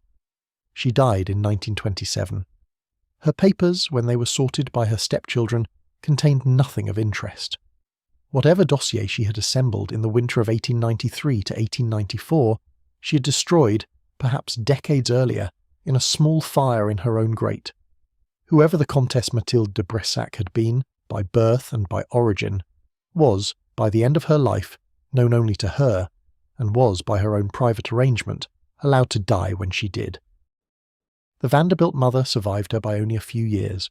The Vanderbilt mother in those final years never spoke of the Comtesse, and never in any private memoir or letter that has survived made any reference to the conversation in the small private sitting room in Newport in August of 1894. The two women, having come to their understanding, kept the understanding for the rest of their lives.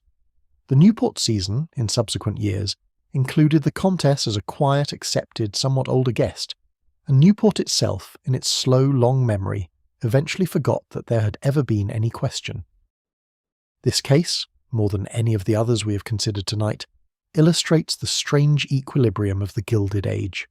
The system did not, in the end, exclude its false aristocrats.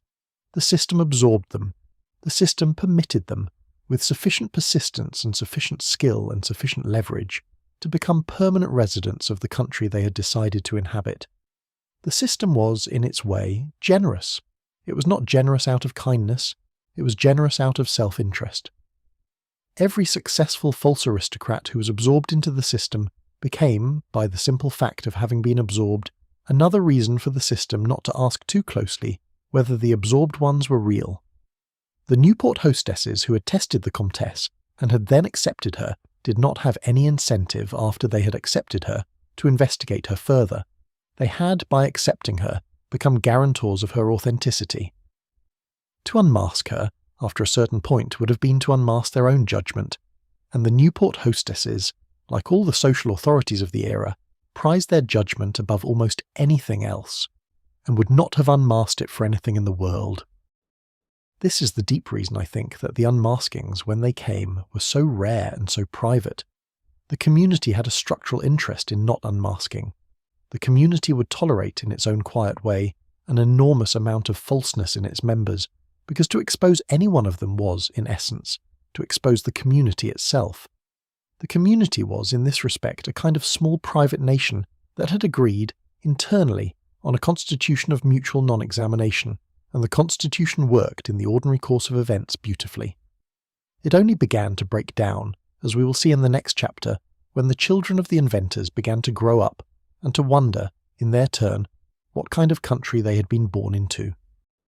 You may, by now, be very nearly asleep. That is well. The story will keep going. The lamps in the rooms of the great houses of Newport are still burning, late into the warm summer nights, and the carriages are still moving softly down Bellevue Avenue, and the long lawns are still rolling down to the sea. The children of the false aristocrats were, by the time they grew up, in a stranger position than their parents had been. Their parents had at least known what they were doing. Their parents had remembered, however distantly, the original life they had left behind. The children did not have this memory. The children had been born into the second life, in the houses their parents had built, with the names their parents had chosen, in the cities their parents had moved to. The children did not have, in their own pasts, anything to flee from. They had only what they had inherited, and what they had inherited in some cases was a country that did not, beyond a certain depth, actually exist. The De La Rue grandchildren, in Brooklyn, never knew their Connecticut Methodist great-grandparents. They never knew the parsonage. They never knew the small congregation that had quietly let the family understand, in the winter of 1870, that there was no further interest in supporting the widow and her 2 adult children. The De La Rue grandchildren knew only that they were the great-great-grandchildren of a Norman comte, that the family chateau had been ruined in some revolutionary or political event in France, that the family had crossed to America under difficult circumstances, and that their grandfather Sylvester had spoken French at home as a young man, and had in his later years encouraged his children to do the same.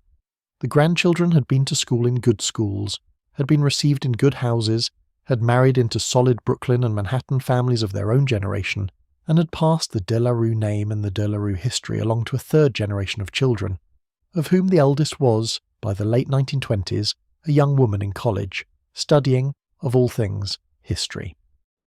She studied history, the young De La Rue, with an enthusiasm that her parents found slightly tiresome but were too well bred to discourage. She studied, in her first 2 years of college, the history of medieval Europe. She studied, in her third year, the history of the French Revolution. She studied, in her last year, a small concentrated course on the genealogy of the lesser French nobility in the 18th and early 19th centuries, taught by an elderly professor whom she found delightful and whose subject, by the end of the autumn term, had begun, in her own private mind, to take a more personal direction than the professor had intended. She had decided sometime in October of her senior year that she was going to use her family history as a subject for her senior thesis.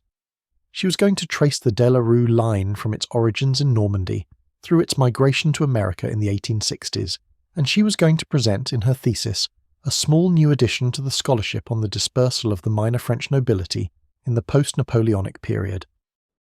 She told her grandfather Sylvester. She told her great-aunt Charlotte, who was, by the late 1920s, in her late 80s, a small, thin, papery old woman living in a small, comfortable room in her son's house in Brooklyn Heights. The grandfather and the great-aunt, when she told them, reacted differently. The grandfather, who was by then close to 90 and not entirely sharp, smiled and patted her hand and said that he was sure she would do very well and that the family had always been proud of her. The great-aunt, who was sharper than her brother had ever been even in their best years, looked at her great-niece for a long moment, and then said, in a quiet voice, that the great-niece, in the moment, did not quite understand, that she would rather, on reflection, that her great-niece chose another subject for the thesis. The Norman material, the great-aunt said, was a long way away, and the records were difficult, and the great-aunt thought that her great-niece might find the subject in the actual research less rewarding than she had anticipated. Young De La Rue did not press her great-aunt. She left the great-aunt's room that afternoon with the impression that the great-aunt had been, perhaps, more tired than usual. She did not, however, change her thesis subject. She had already begun to write to libraries in France. She had already begun to consult the standard references on the lesser French nobility of the relevant period. She had already begun, in fact, to suspect that something was not quite right. The standard references did not list the De La Rue family. There was a De La Rue family, in fact, in 18th century Normandy, but it was a small merchant family that had no titles and no chateau, and it had died out on the male line in the 1780s. There was another De La Rue family in 19th century Paris, which had been minor financiers, and which had no relation, the references suggested, to the Norman merchants. There was no De La Rue chateau with 27 rooms and a moat with swans anywhere on the map of post-revolutionary France. There was nothing, in the small specific way that the young De La Rue was looking for, that confirmed any of the family stories she'd grown up on. She wrote in the early winter of her senior year to a small county archive in the department of the Manche, which had been recommended to her by her elderly professor as the most likely place to find any surviving records of the alleged ancestral region. The archivist, who was an extremely conscientious gentleman of the kind that French county archivists very often are, replied with a long detailed letter in slow, careful English, in which he expressed his great regret that he had been unable to locate any record of the family the young woman was inquiring after. He had searched, he wrote, in the available registries, in the available parish records, in the available local histories, and he had found nothing. He recommended with great courtesy that she consult certain other archives in adjacent departments, which she did by post and which replied in due course with similarly negative results. By the early spring of her senior year, the young de la Rue had assembled, in her own quiet way, an inverted version of the dossier the Comtesse de Bressac had assembled in the winter of 1893. She had assembled, that is, the systematic documentary evidence that her family did not, in any of the forms her family had described, exist in the country it had claimed to come from. She sat with the dossier in the small library of her parents' house in Brooklyn Heights in the cold March of 1929, and she did, in essence, what Mrs. M had done in her drawing room 20 years earlier. She thought about what she'd found, and she thought about what to do with it, and she came, after some time, to a private decision. She did not, in the end, write the thesis. She told her elderly professor with great politeness that she had encountered, in the course of her research, certain unexpected complications in the family materials, and that she had decided, on reflection, to change her subject. She wrote instead a perfectly respectable thesis on a small specialized aspect of the French Revolution that had nothing to do with her family at all. She got on the thesis a respectable grade. She graduated in the spring of 1929 with no public scandal of any kind. She married 3 years later a young Manhattan banker in a small fashionable wedding in St. Bartholomew's Church on Park Avenue, and the wedding announcement in the Brooklyn Eagle mentioned in a single discreet line the bride's distinguished French ancestry, and no one called the editor of the Brooklyn Eagle to ask. She lived a long life. She had children. She had grandchildren. She told her children and grandchildren, in the warm, reassuring way of mothers and grandmothers, about their distinguished Norman ancestry. She told them about the chateau with the swans. She told them about the Comte who had been a friend of King Louis Philippe. She told the story exactly as her own grandfather Sylvester had told it to her, and her children believed her, as she had once believed her grandfather, and the chateau in the swans grew, in the family memory, a few more rooms, and the moat grew, in the family memory, a few feet wider, and the story went on, exactly as it had always gone on, in the small private nation of the family. She had, that is, made the same decision her grandfather had made. She had made it more consciously, perhaps, and with more documentary evidence in front of her, but she had made the same decision.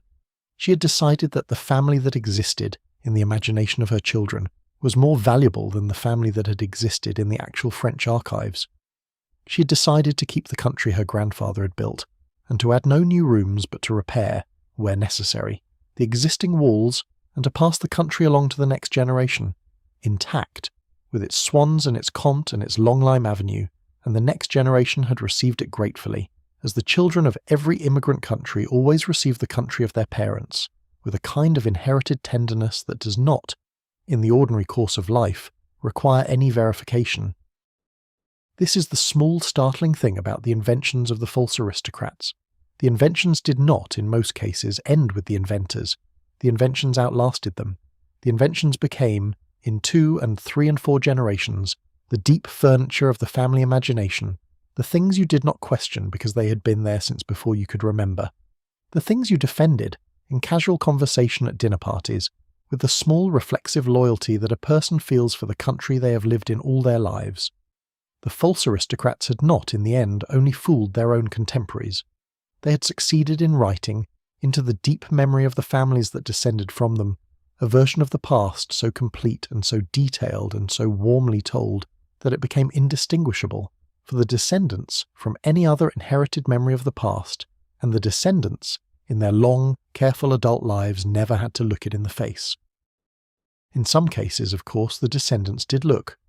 There were, all over America in the 20th century, small, quiet, private moments in which one or another grandchild of one or another false aristocrat, in the course of an idle Sunday afternoon's curiosity about the family tree, ran into a wall in the genealogical record and stood for some moments looking at the wall, and then, very slowly and very quietly, decided not to climb it. The decision was always the same. The decision was always private. The decision was almost always not communicated to the older relatives, who were spared, in this way, the small embarrassment of having their stories explicitly confronted. The decision was almost always, in the end, the same decision that Mrs. M had made in the drawing room with the album, and the young de la Rue had made in the library in Brooklyn Heights. The decision was that the inherited country was, on balance, worth more than the documentary one. The decision was that the family, in the version it had constructed of itself, was, in some important way, the family that mattered. I am not, in describing this, defending the decision. I'm only noting that it was, in case after case, the decision that was made. The descendants who could have publicised what they had discovered, who could have written articles, who could have changed the name on the family stone, who could have, in any of a dozen small ways, set the record straight, almost never did. They put the album away. They put the letter from the French archive away. They closed the door. They went back upstairs. They lived in the warm, well-lit rooms of the inherited country, and they let the documentary country, with its cold facts and its plain-weathered grandmothers, sink like a small stone into the dark water at the bottom of the family memory. The country, the larger country, the country of all the families taken together, was made out of this. The America of the 20th century, the America of the good schools and the country clubs and the family Christmas cards, was not, in any of its layers, a country in which the documentary truth of every family was on the surface. It was a country in which every family had, at some point in the previous 3 or 4 generations, made some small private decision to repaint a wall, to add a comte where there had not been one, to write a Yorkshire grandmother into the soft warm corner of the parlour. The country, taken as a whole, was an inherited country of inherited countries. The country was, in its deep bones, the patient slow accumulation of 1,000,000 small decisions to keep the kinder story. And so the false aristocrats had won. They had won not in any visible courtroom, but in the long quiet rooms of the families that descended from them. They had won by becoming the only past their children's children could remember. They had won by making the documentary record irrelevant to the daily life of the people who, in the strict legal sense, were their descendants.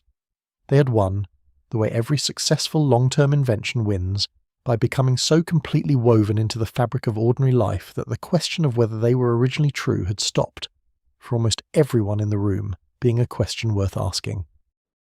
You may by now be fully drifting. The lamps in your room are out. The fire is the smallest red ember at the bottom of the grate. The story is, in essence, finished. There is only one more chapter for me to tell you, and the chapter is not really a chapter so much as a long, slow looking back, and you may close your eyes for it if you have not already, and let the words run over you the way the snow runs over the sleeping garden, very quietly, without asking anything of you, asking only that you be still and let them fall. Before we move into the final chapter of the evening, let us pause, for one more small interlude, on a class of people we have not yet considered, who knew, perhaps better than anyone else in the Gilded Age, what was really happening behind the doors of the false aristocrats, the housekeepers, the ladies' maids, the cooks, the footmen, the small army of domestic staff that ran the houses of the wealthy, and the would-be wealthy, who saw every day, in close and unromantic detail, the small mechanical workings of the performance. The staff of a large Gilded Age household saw everything. They saw the calling cards arrive, and they saw which ones were answered. They saw the dressmaker's bills, and they knew which of them were paid promptly and which ones were stalling. They saw the wine cellar emptied for a dinner, and they knew whether the wine had been bought from a respectable merchant, or had arrived in a plain crate from a cheaper one with the labels carefully removed and replaced. They saw the Morning Post, and they saw which letters made the mistress smile, and which letters made her face go still and tight before she folded them away into a drawer. They saw, in short, the difference between the surface and the reality, and they saw it daily, and they knew, in most cases, exactly which of the performances around them were sound and which of them were held together by string. And they did not, in the great majority of cases, tell anyone. This is the part that is so easy, in retrospect, to overlook. The staff of the false aristocrats was, in a way the false aristocrats themselves rarely fully acknowledged, the silent partner in every long deception. The staff knew. The staff said nothing. The staff was paid for not saying anything, sometimes explicitly, more often implicitly. The whole apparatus of the great house depended, in the final analysis, on the discretion of the people who emptied the chamber pots and laundered the linen and brought up the morning tea. The reasons for the discretion were several, and worth understanding. The first reason was simply economic. A servant who told tales out of school did not, in the small interconnected world of domestic service, get another position. The mistresses and butlers of the great houses talked to one another. A girl who had been the cause of any scandal in her previous place would find, very quickly, that no other house would take her. The discretion was a condition of employment. The discretion was the difference between continuing to eat and being thrown out, in the small, unhelpful way of the Gilded Age, onto a street that had very few alternative occupations for women trained as ladies' maids. The second reason was a kind of strange, complicated loyalty. The servants of a large household, even when they privately judged their employers harshly, often developed, over years, a sort of protective feeling toward the household itself. The household was their world. The household was where they lived. The household was the thing they had spent years learning to run smoothly. To expose the household, to allow it to collapse into scandal, was to destroy their own world as well as their employers. So they protected the world. They protected it by silence. The silence was not, in their own minds, primarily about the employers. The silence was about the world, the small, organized world of the great house in which the servants themselves had a stake. The third reason was that, in many cases, the servants quite genuinely liked the false aristocrats. The false aristocrats, who had often been working people themselves in their earlier lives, sometimes treated their servants with a kind of awkward, sympathetic decency that the genuinely born aristocrats did not necessarily extend. The false aristocrats remembered, on some level, what it had been like to be the person at the back stairs rather than the person at the dining table. They tipped more generously. They gave Christmas presents. They asked sometimes about the families of their servants. They were, in their flawed and constructed way, sometimes the kindest employers in the neighbourhood. The servants noticed this. The servants, even when they knew that the elegance was a recent acquisition, often preferred working for a kind false aristocrat than for a cold genuine one. The preference was its own form of loyalty. The preference kept the secrets. There is a particular kind of memoir that one occasionally finds, written by an elderly former lady's maid or an elderly former cook in the 1930s or the 1940s, when the great houses were closing and the old servants were dying off, and a few of them, at the urging of grandchildren or local historians, sat down to write what they remembered. These memoirs are usually short. They are usually written in plain, unadorned prose. They are usually full of small specific details about meals served and clothes washed and visitors received. And they are usually, on the question of who the employers really were, almost entirely silent. The memoirs will describe in great detail the menu of a particular dinner in 1894, and the seating arrangement at the table, and the gown the mistress wore. But the memoirs will not, except in the most circumspect terms, say anything about whether the mistress was who she said she was. The memoirs are in this way a final act of loyalty. The mistress, by the time the memoir is being written, has been dead for 30 years. The memoirist could, if she wished, say what she really knew. The memoirist, almost without exception, does not. The discretion outlives the discretion's object. The servants protected their mistresses in many cases even from the grave. A few of the memoirs, however, contain small, careful passages that, if you read them with attention, give the game away. The passages are usually offered not as accusations but as gentle observations, framed in a way that allows the memoirist to register what she knew without quite saying it. A passage might mention, for instance, that the mistress kept, in a small locked drawer of her dressing table, a few old photographs that she did not show to her family, and that she sometimes, on quiet afternoons, took them out and looked at them, and that on these afternoons she was particularly quiet for the rest of the day.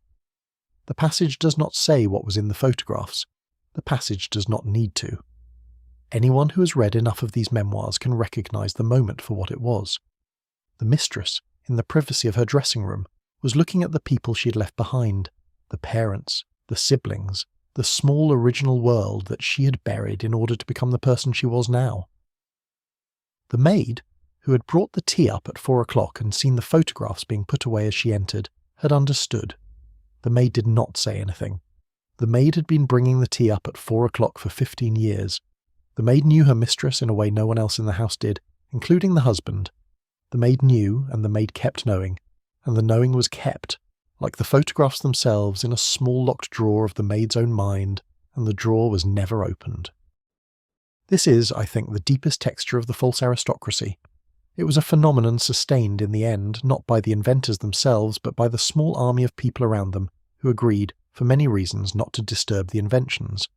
The husband who suspected and did not press, the bankers who lent and did not verify, the friends in the neighbouring drawing rooms who noticed the small inconsistencies and chose not to mention them, the servants who knew everything and said nothing. The whole structure of the false aristocrat's life was held up on every side by people who had decided that the upholding was easier, kinder, more decent than the alternative. The upholding was a quiet, collective project. The project was conducted, in most cases, without any of the participants having to speak a word to one another about what they were doing. They simply, each in their own role, did not push. The not pushing was the support. The support was the house. And when the false aristocrat finally died, in her old age, in her bed, the not pushing simply continued. The funeral was conducted under the constructed name.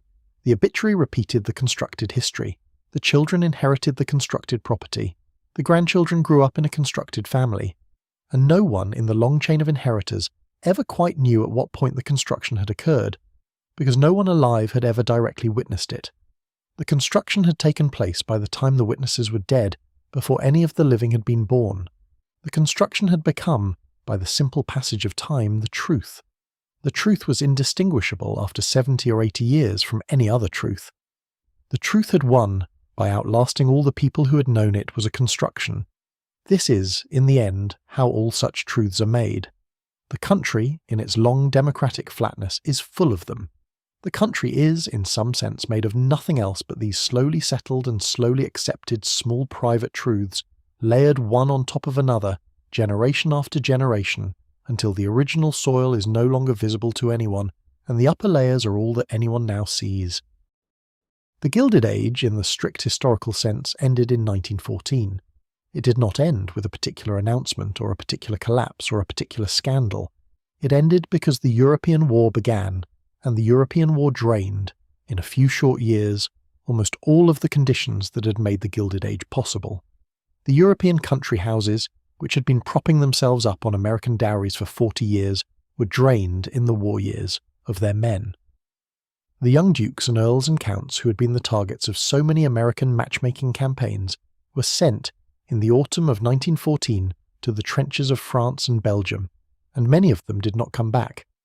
The houses that had been kept by these young men were inherited, in some cases, by their American widows, who found themselves at 30 or 35 years old in possession of vast decaying establishments in the English shires and the French countryside, with insufficient money to maintain them and no husbands to share the management. The marriage market collapsed. The flow of American daughters across the Atlantic slowed and then nearly stopped. The supply of young European aristocrats, real and false, who had been making the reverse journey for 40 years, also slowed, for the simple reason that the survivors were too busy with the war to undertake long social campaigns in another hemisphere. The American hostesses, too, were aging. Mrs. Carolyn Astor, who had ruled the New York 400 from her drawing room since the 1870s, had died in 1908. Her successors in the second decade of the new century were less powerful, less consistent, and less consulted by the rising generation, who were less interested in the rituals their mothers had perfected, and more interested in the new entertainments of the age, the automobile, the country club, the dance hall, the cocktail party. The whole apparatus of calling cards and engraved invitations and morning visits did not, in the 1920s, exactly die. It simply faded. It became the apparatus of the older generation, observed by the younger generation with a certain distant respect and a certain growing impatience. And after the Great War it became, more and more, the apparatus of a way of life that everyone in the room understood to be ending even if they didn't say so.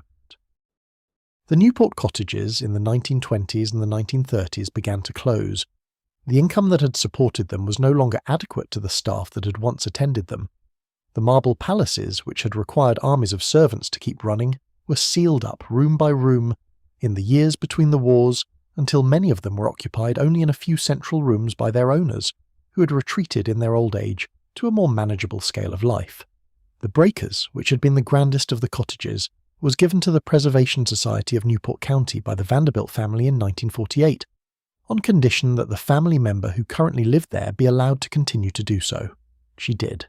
She lived in a small set of rooms on the third floor of the great Genoese palazzo on the cliff for the rest of her life, while the tourists, in the daytime hours, walked through the ground floor public rooms below, looking at the gilded ceilings and the marble columns and the long dining table where dinners for 50 had once been served, with the small, respectful air of visitors in a museum. The whole performance, that is, ended slowly. It did not end suddenly. It ended the way a long evening ends, with the gradual lowering of the lamps and the gradual subsidence of conversation, and the gradual realization, somewhere around midnight, that most of the guests have gone home and the few who remain are sitting quietly in armchairs, no longer talking. There is no climactic exit. There is only the slow dimming. By 1930, the Gilded Age was, in essence, over. By 1940, the Gilded Age was, in essence, history, a thing the surviving older members of society referred to, with a certain wistful pride, as the world they had grown up in. The younger members of society who had not grown up in it did not refer to it at all, except occasionally, in the small ironic way of younger generations everywhere, when they wanted to mock something their parents had taken too seriously. And the false aristocrats? What happened to them in the slow dimming? In a few cases they were exposed. The 1930s, with its general suspicion of all the gilded structures of the previous era, was not a comfortable decade for elderly people whose claims to noble origin could not on examination be supported. A few unmaskings did occur. A few elderly false counts were quietly, in the small back pages of certain newspapers, identified as having been, in their original lives, the sons of grocers or the cousins of carpenters. The unmaskings, when they came, were treated by the press with a kind of detached curiosity rather than with outrage. The country, by the 1930s, had moved on. The country did not any longer particularly care whether the woman with the title at the embassy dinner was in fact of the family she claimed. The country was busy with the Depression, with the New Deal, with the rumblings of the new war that was coming in Europe. The false aristocrats in the 1930s were yesterday's amusement. The new amusements were larger and more pressing. In the great majority of cases, however, the false aristocrats were not exposed. They were, instead, allowed simply to die. They died, in the 1920s and the 1930s and the 1940s, in their houses, in their hotel rooms, in the small, careful rooms of the children who had taken them in for their final years. They were buried under the names they had built.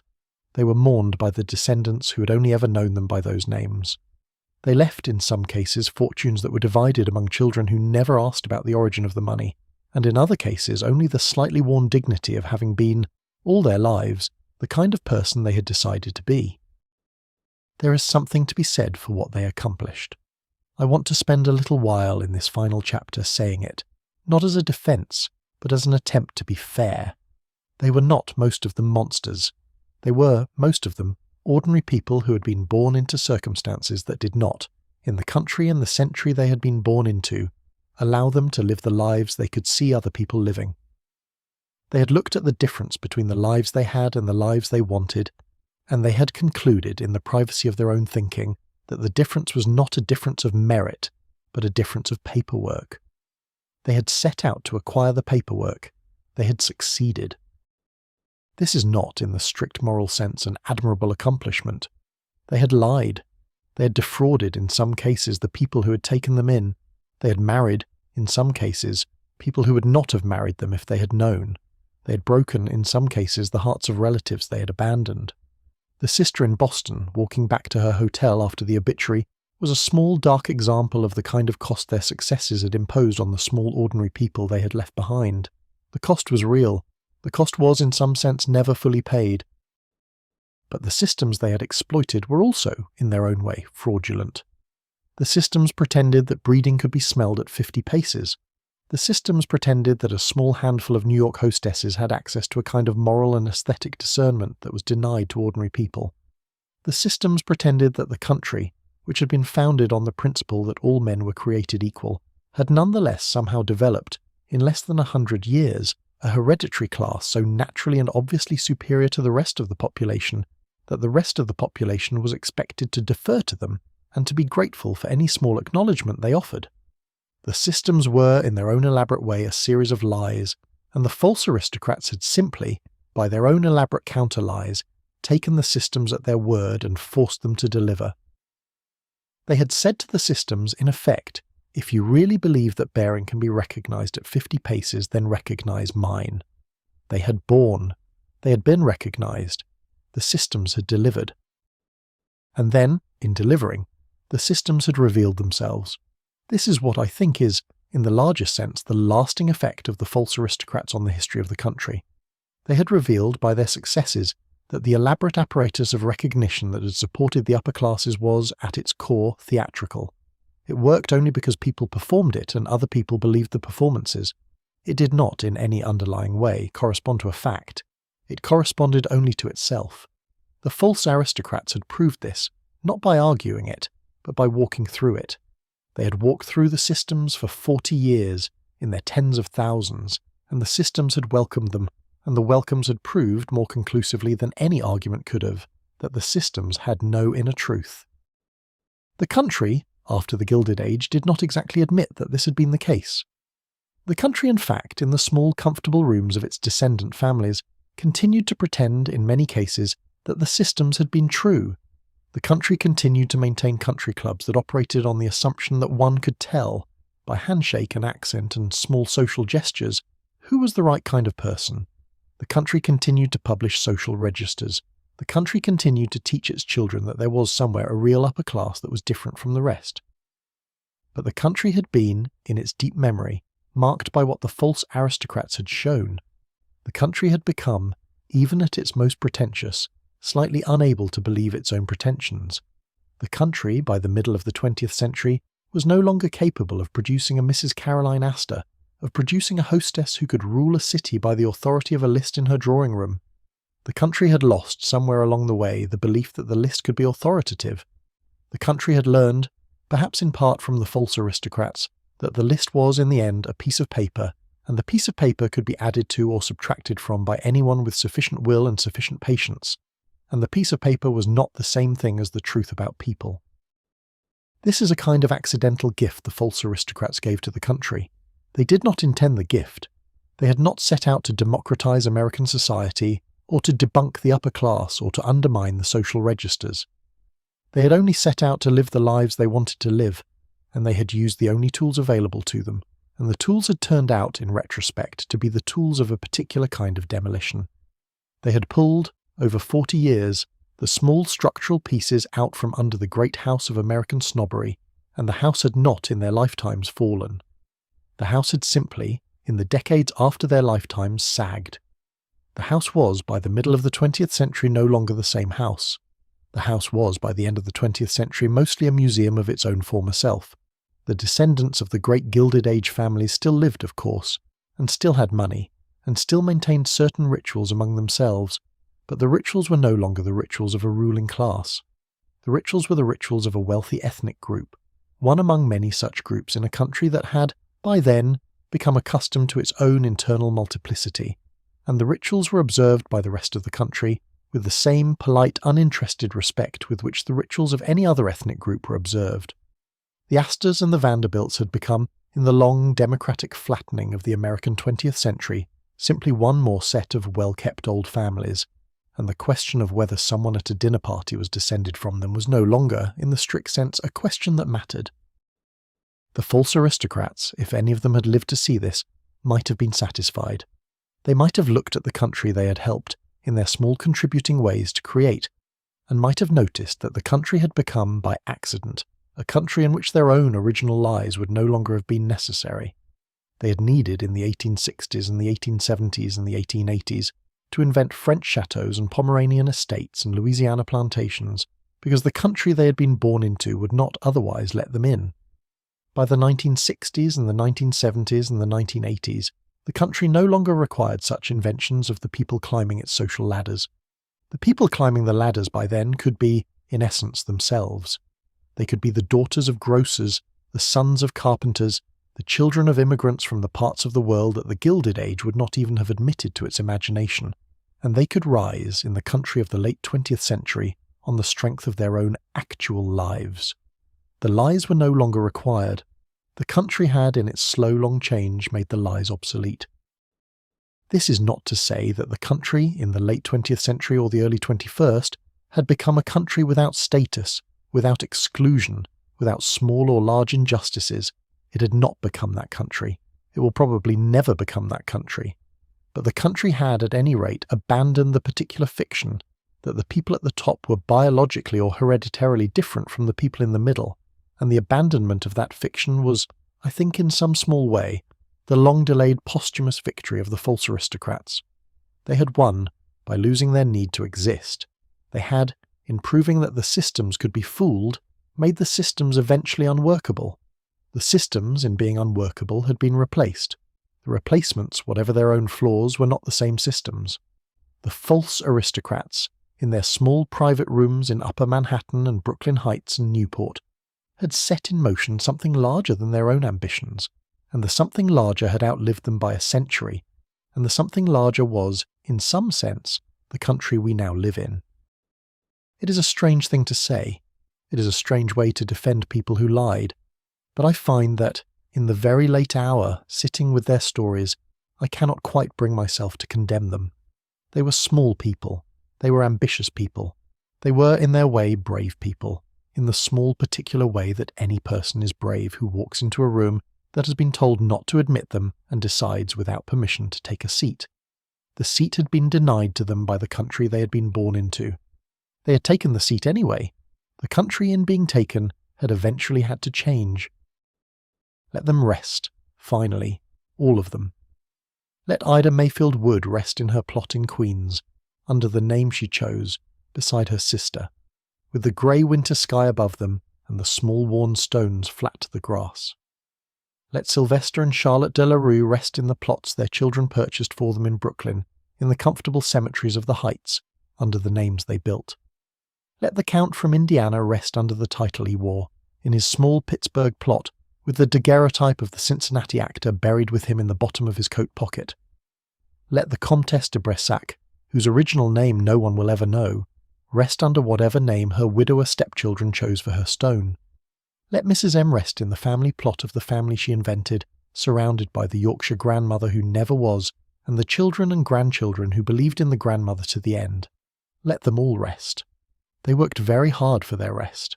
They earned, in the strange way that the participants in long fictions sometimes earn things, the right to lie under the names they had given themselves. And let the country they helped to make, go on. The country goes on. The country is still, in its slow, long way, working out what its names mean, what its families mean, what its lists and its registers and its country clubs and its old houses mean. The country is still, in its slow, long way, deciding who gets to be inside the door and who has to stand outside it. The work is not done. The work may never be done, but the work is, at any rate, easier than it was in the year 1893 in the parlour of the brownstone on Fifth Avenue, where, in the imagination with which we began this evening, you were sitting across from a woman in black silk and seed pearls who was telling you, with the most reasonable voice in the world, that she was the granddaughter of a French marquis. The country has changed. The parlour is no longer there. The brownstone has been replaced by a tall building of dark glass and steel. The woman in black silk is, by now, 150 years dead, and the small clerk's daughter she had been, in the small clapboard house, in the small mill town, in the country that did not have marquises and never did, is buried in a small Methodist cemetery under a name no living person remembers. The story is over. The lamps are out. The fire has gone to ash. The snow is no longer falling against the window. The parlour where you began the evening is empty, has been empty for many years, was, in some sense, never fully there to begin with. The brownstone on Fifth Avenue has been torn down, the chocolates have been eaten, the book has been put back on the shelf, the fox muff has long since gone to dust. In the city you were imagining yourself in, the carriages have all gone home, the horses are back in their stables. The footmen who swept the marble steps have gone to their own small rooms in the back of the great houses, and have taken off their livery and are asleep. The hostesses who ruled the drawing rooms have gone to their beds. The bachelors who hovered at the elbow of the false marquise have gone to their clubs and then to their beds. The marquise herself, whoever she really was, has gone to her own bed, in her own small room, has taken off the seed pearls, has put them in their small velvet case, has unfastened the dress with the buttons that ran all the way down the back, and is lying now, in a plain nightgown, looking at the ceiling, thinking nothing in particular. The ceiling, like every ceiling in every room in every house in the city, is the same. The city itself is quiet. The lamps along the avenues are turned low. A single carriage moves very slowly down a side street somewhere. A dog barks once, very far away.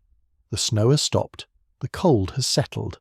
Somewhere a clock strikes a small hour, the kind of hour that only the night watchman and the sick and the very old are awake to hear, and the chime travels softly across the empty streets and is gone.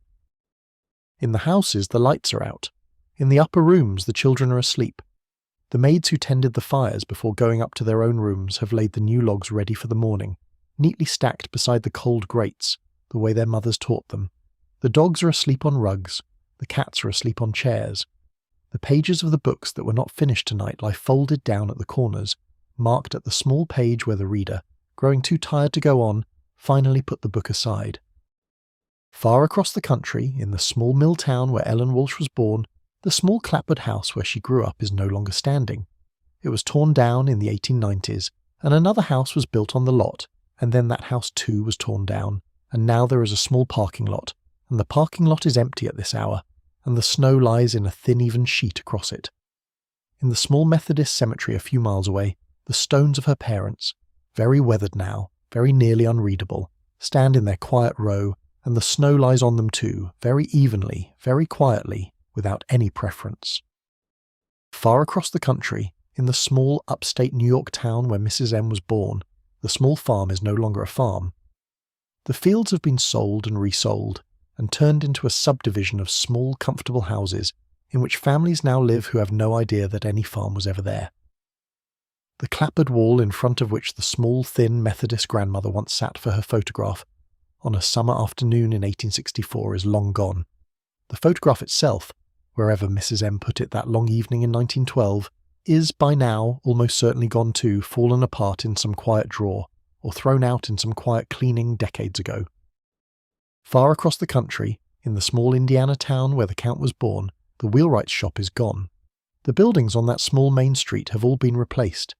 The town itself is smaller now than it was then. The boys who once worked in the wheelwright's shop alongside the small thin boy who would one day be the Count are all long dead. The names on their stones, in the small town cemetery, are also weathered and lie under the same snow. And the great houses of Newport, which have not been torn down, sit empty in the long winter, with their shutters closed, with the wind coming off the sea, with the iron gates locked, with the long lawns running down to the cliffs where, in summer, the carriages used to come. The marble halls are silent. The painted ceilings, with their cherubs and their cornices, look down on rooms that have no one in them. The mirrors that once reflected so many evening gowns reflect only themselves. The whole long performance that the country put on for 40 years is, in these houses, suspended in a kind of permanent off-season, waiting for a summer that never quite comes back. This is where we leave them. We leave them in the quiet. We leave them, all of them, the false and the real and the ones who could no longer tell which they were. In the long, soft snow of the night their stories happened in, and the longer, softer snow of the years that have fallen on those stories since. You do not need to remember any of it. The names will go, the chateau will go, the seed pearls and the calling cards and the small black bonnets and the diamond necklaces hidden in cracker boxes will all go. They went already a long time ago.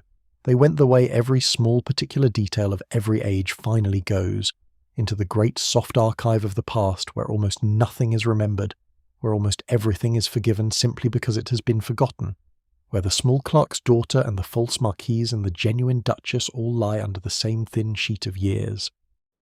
What is left when all of it has gone is only the slow, even rhythm of the snow falling,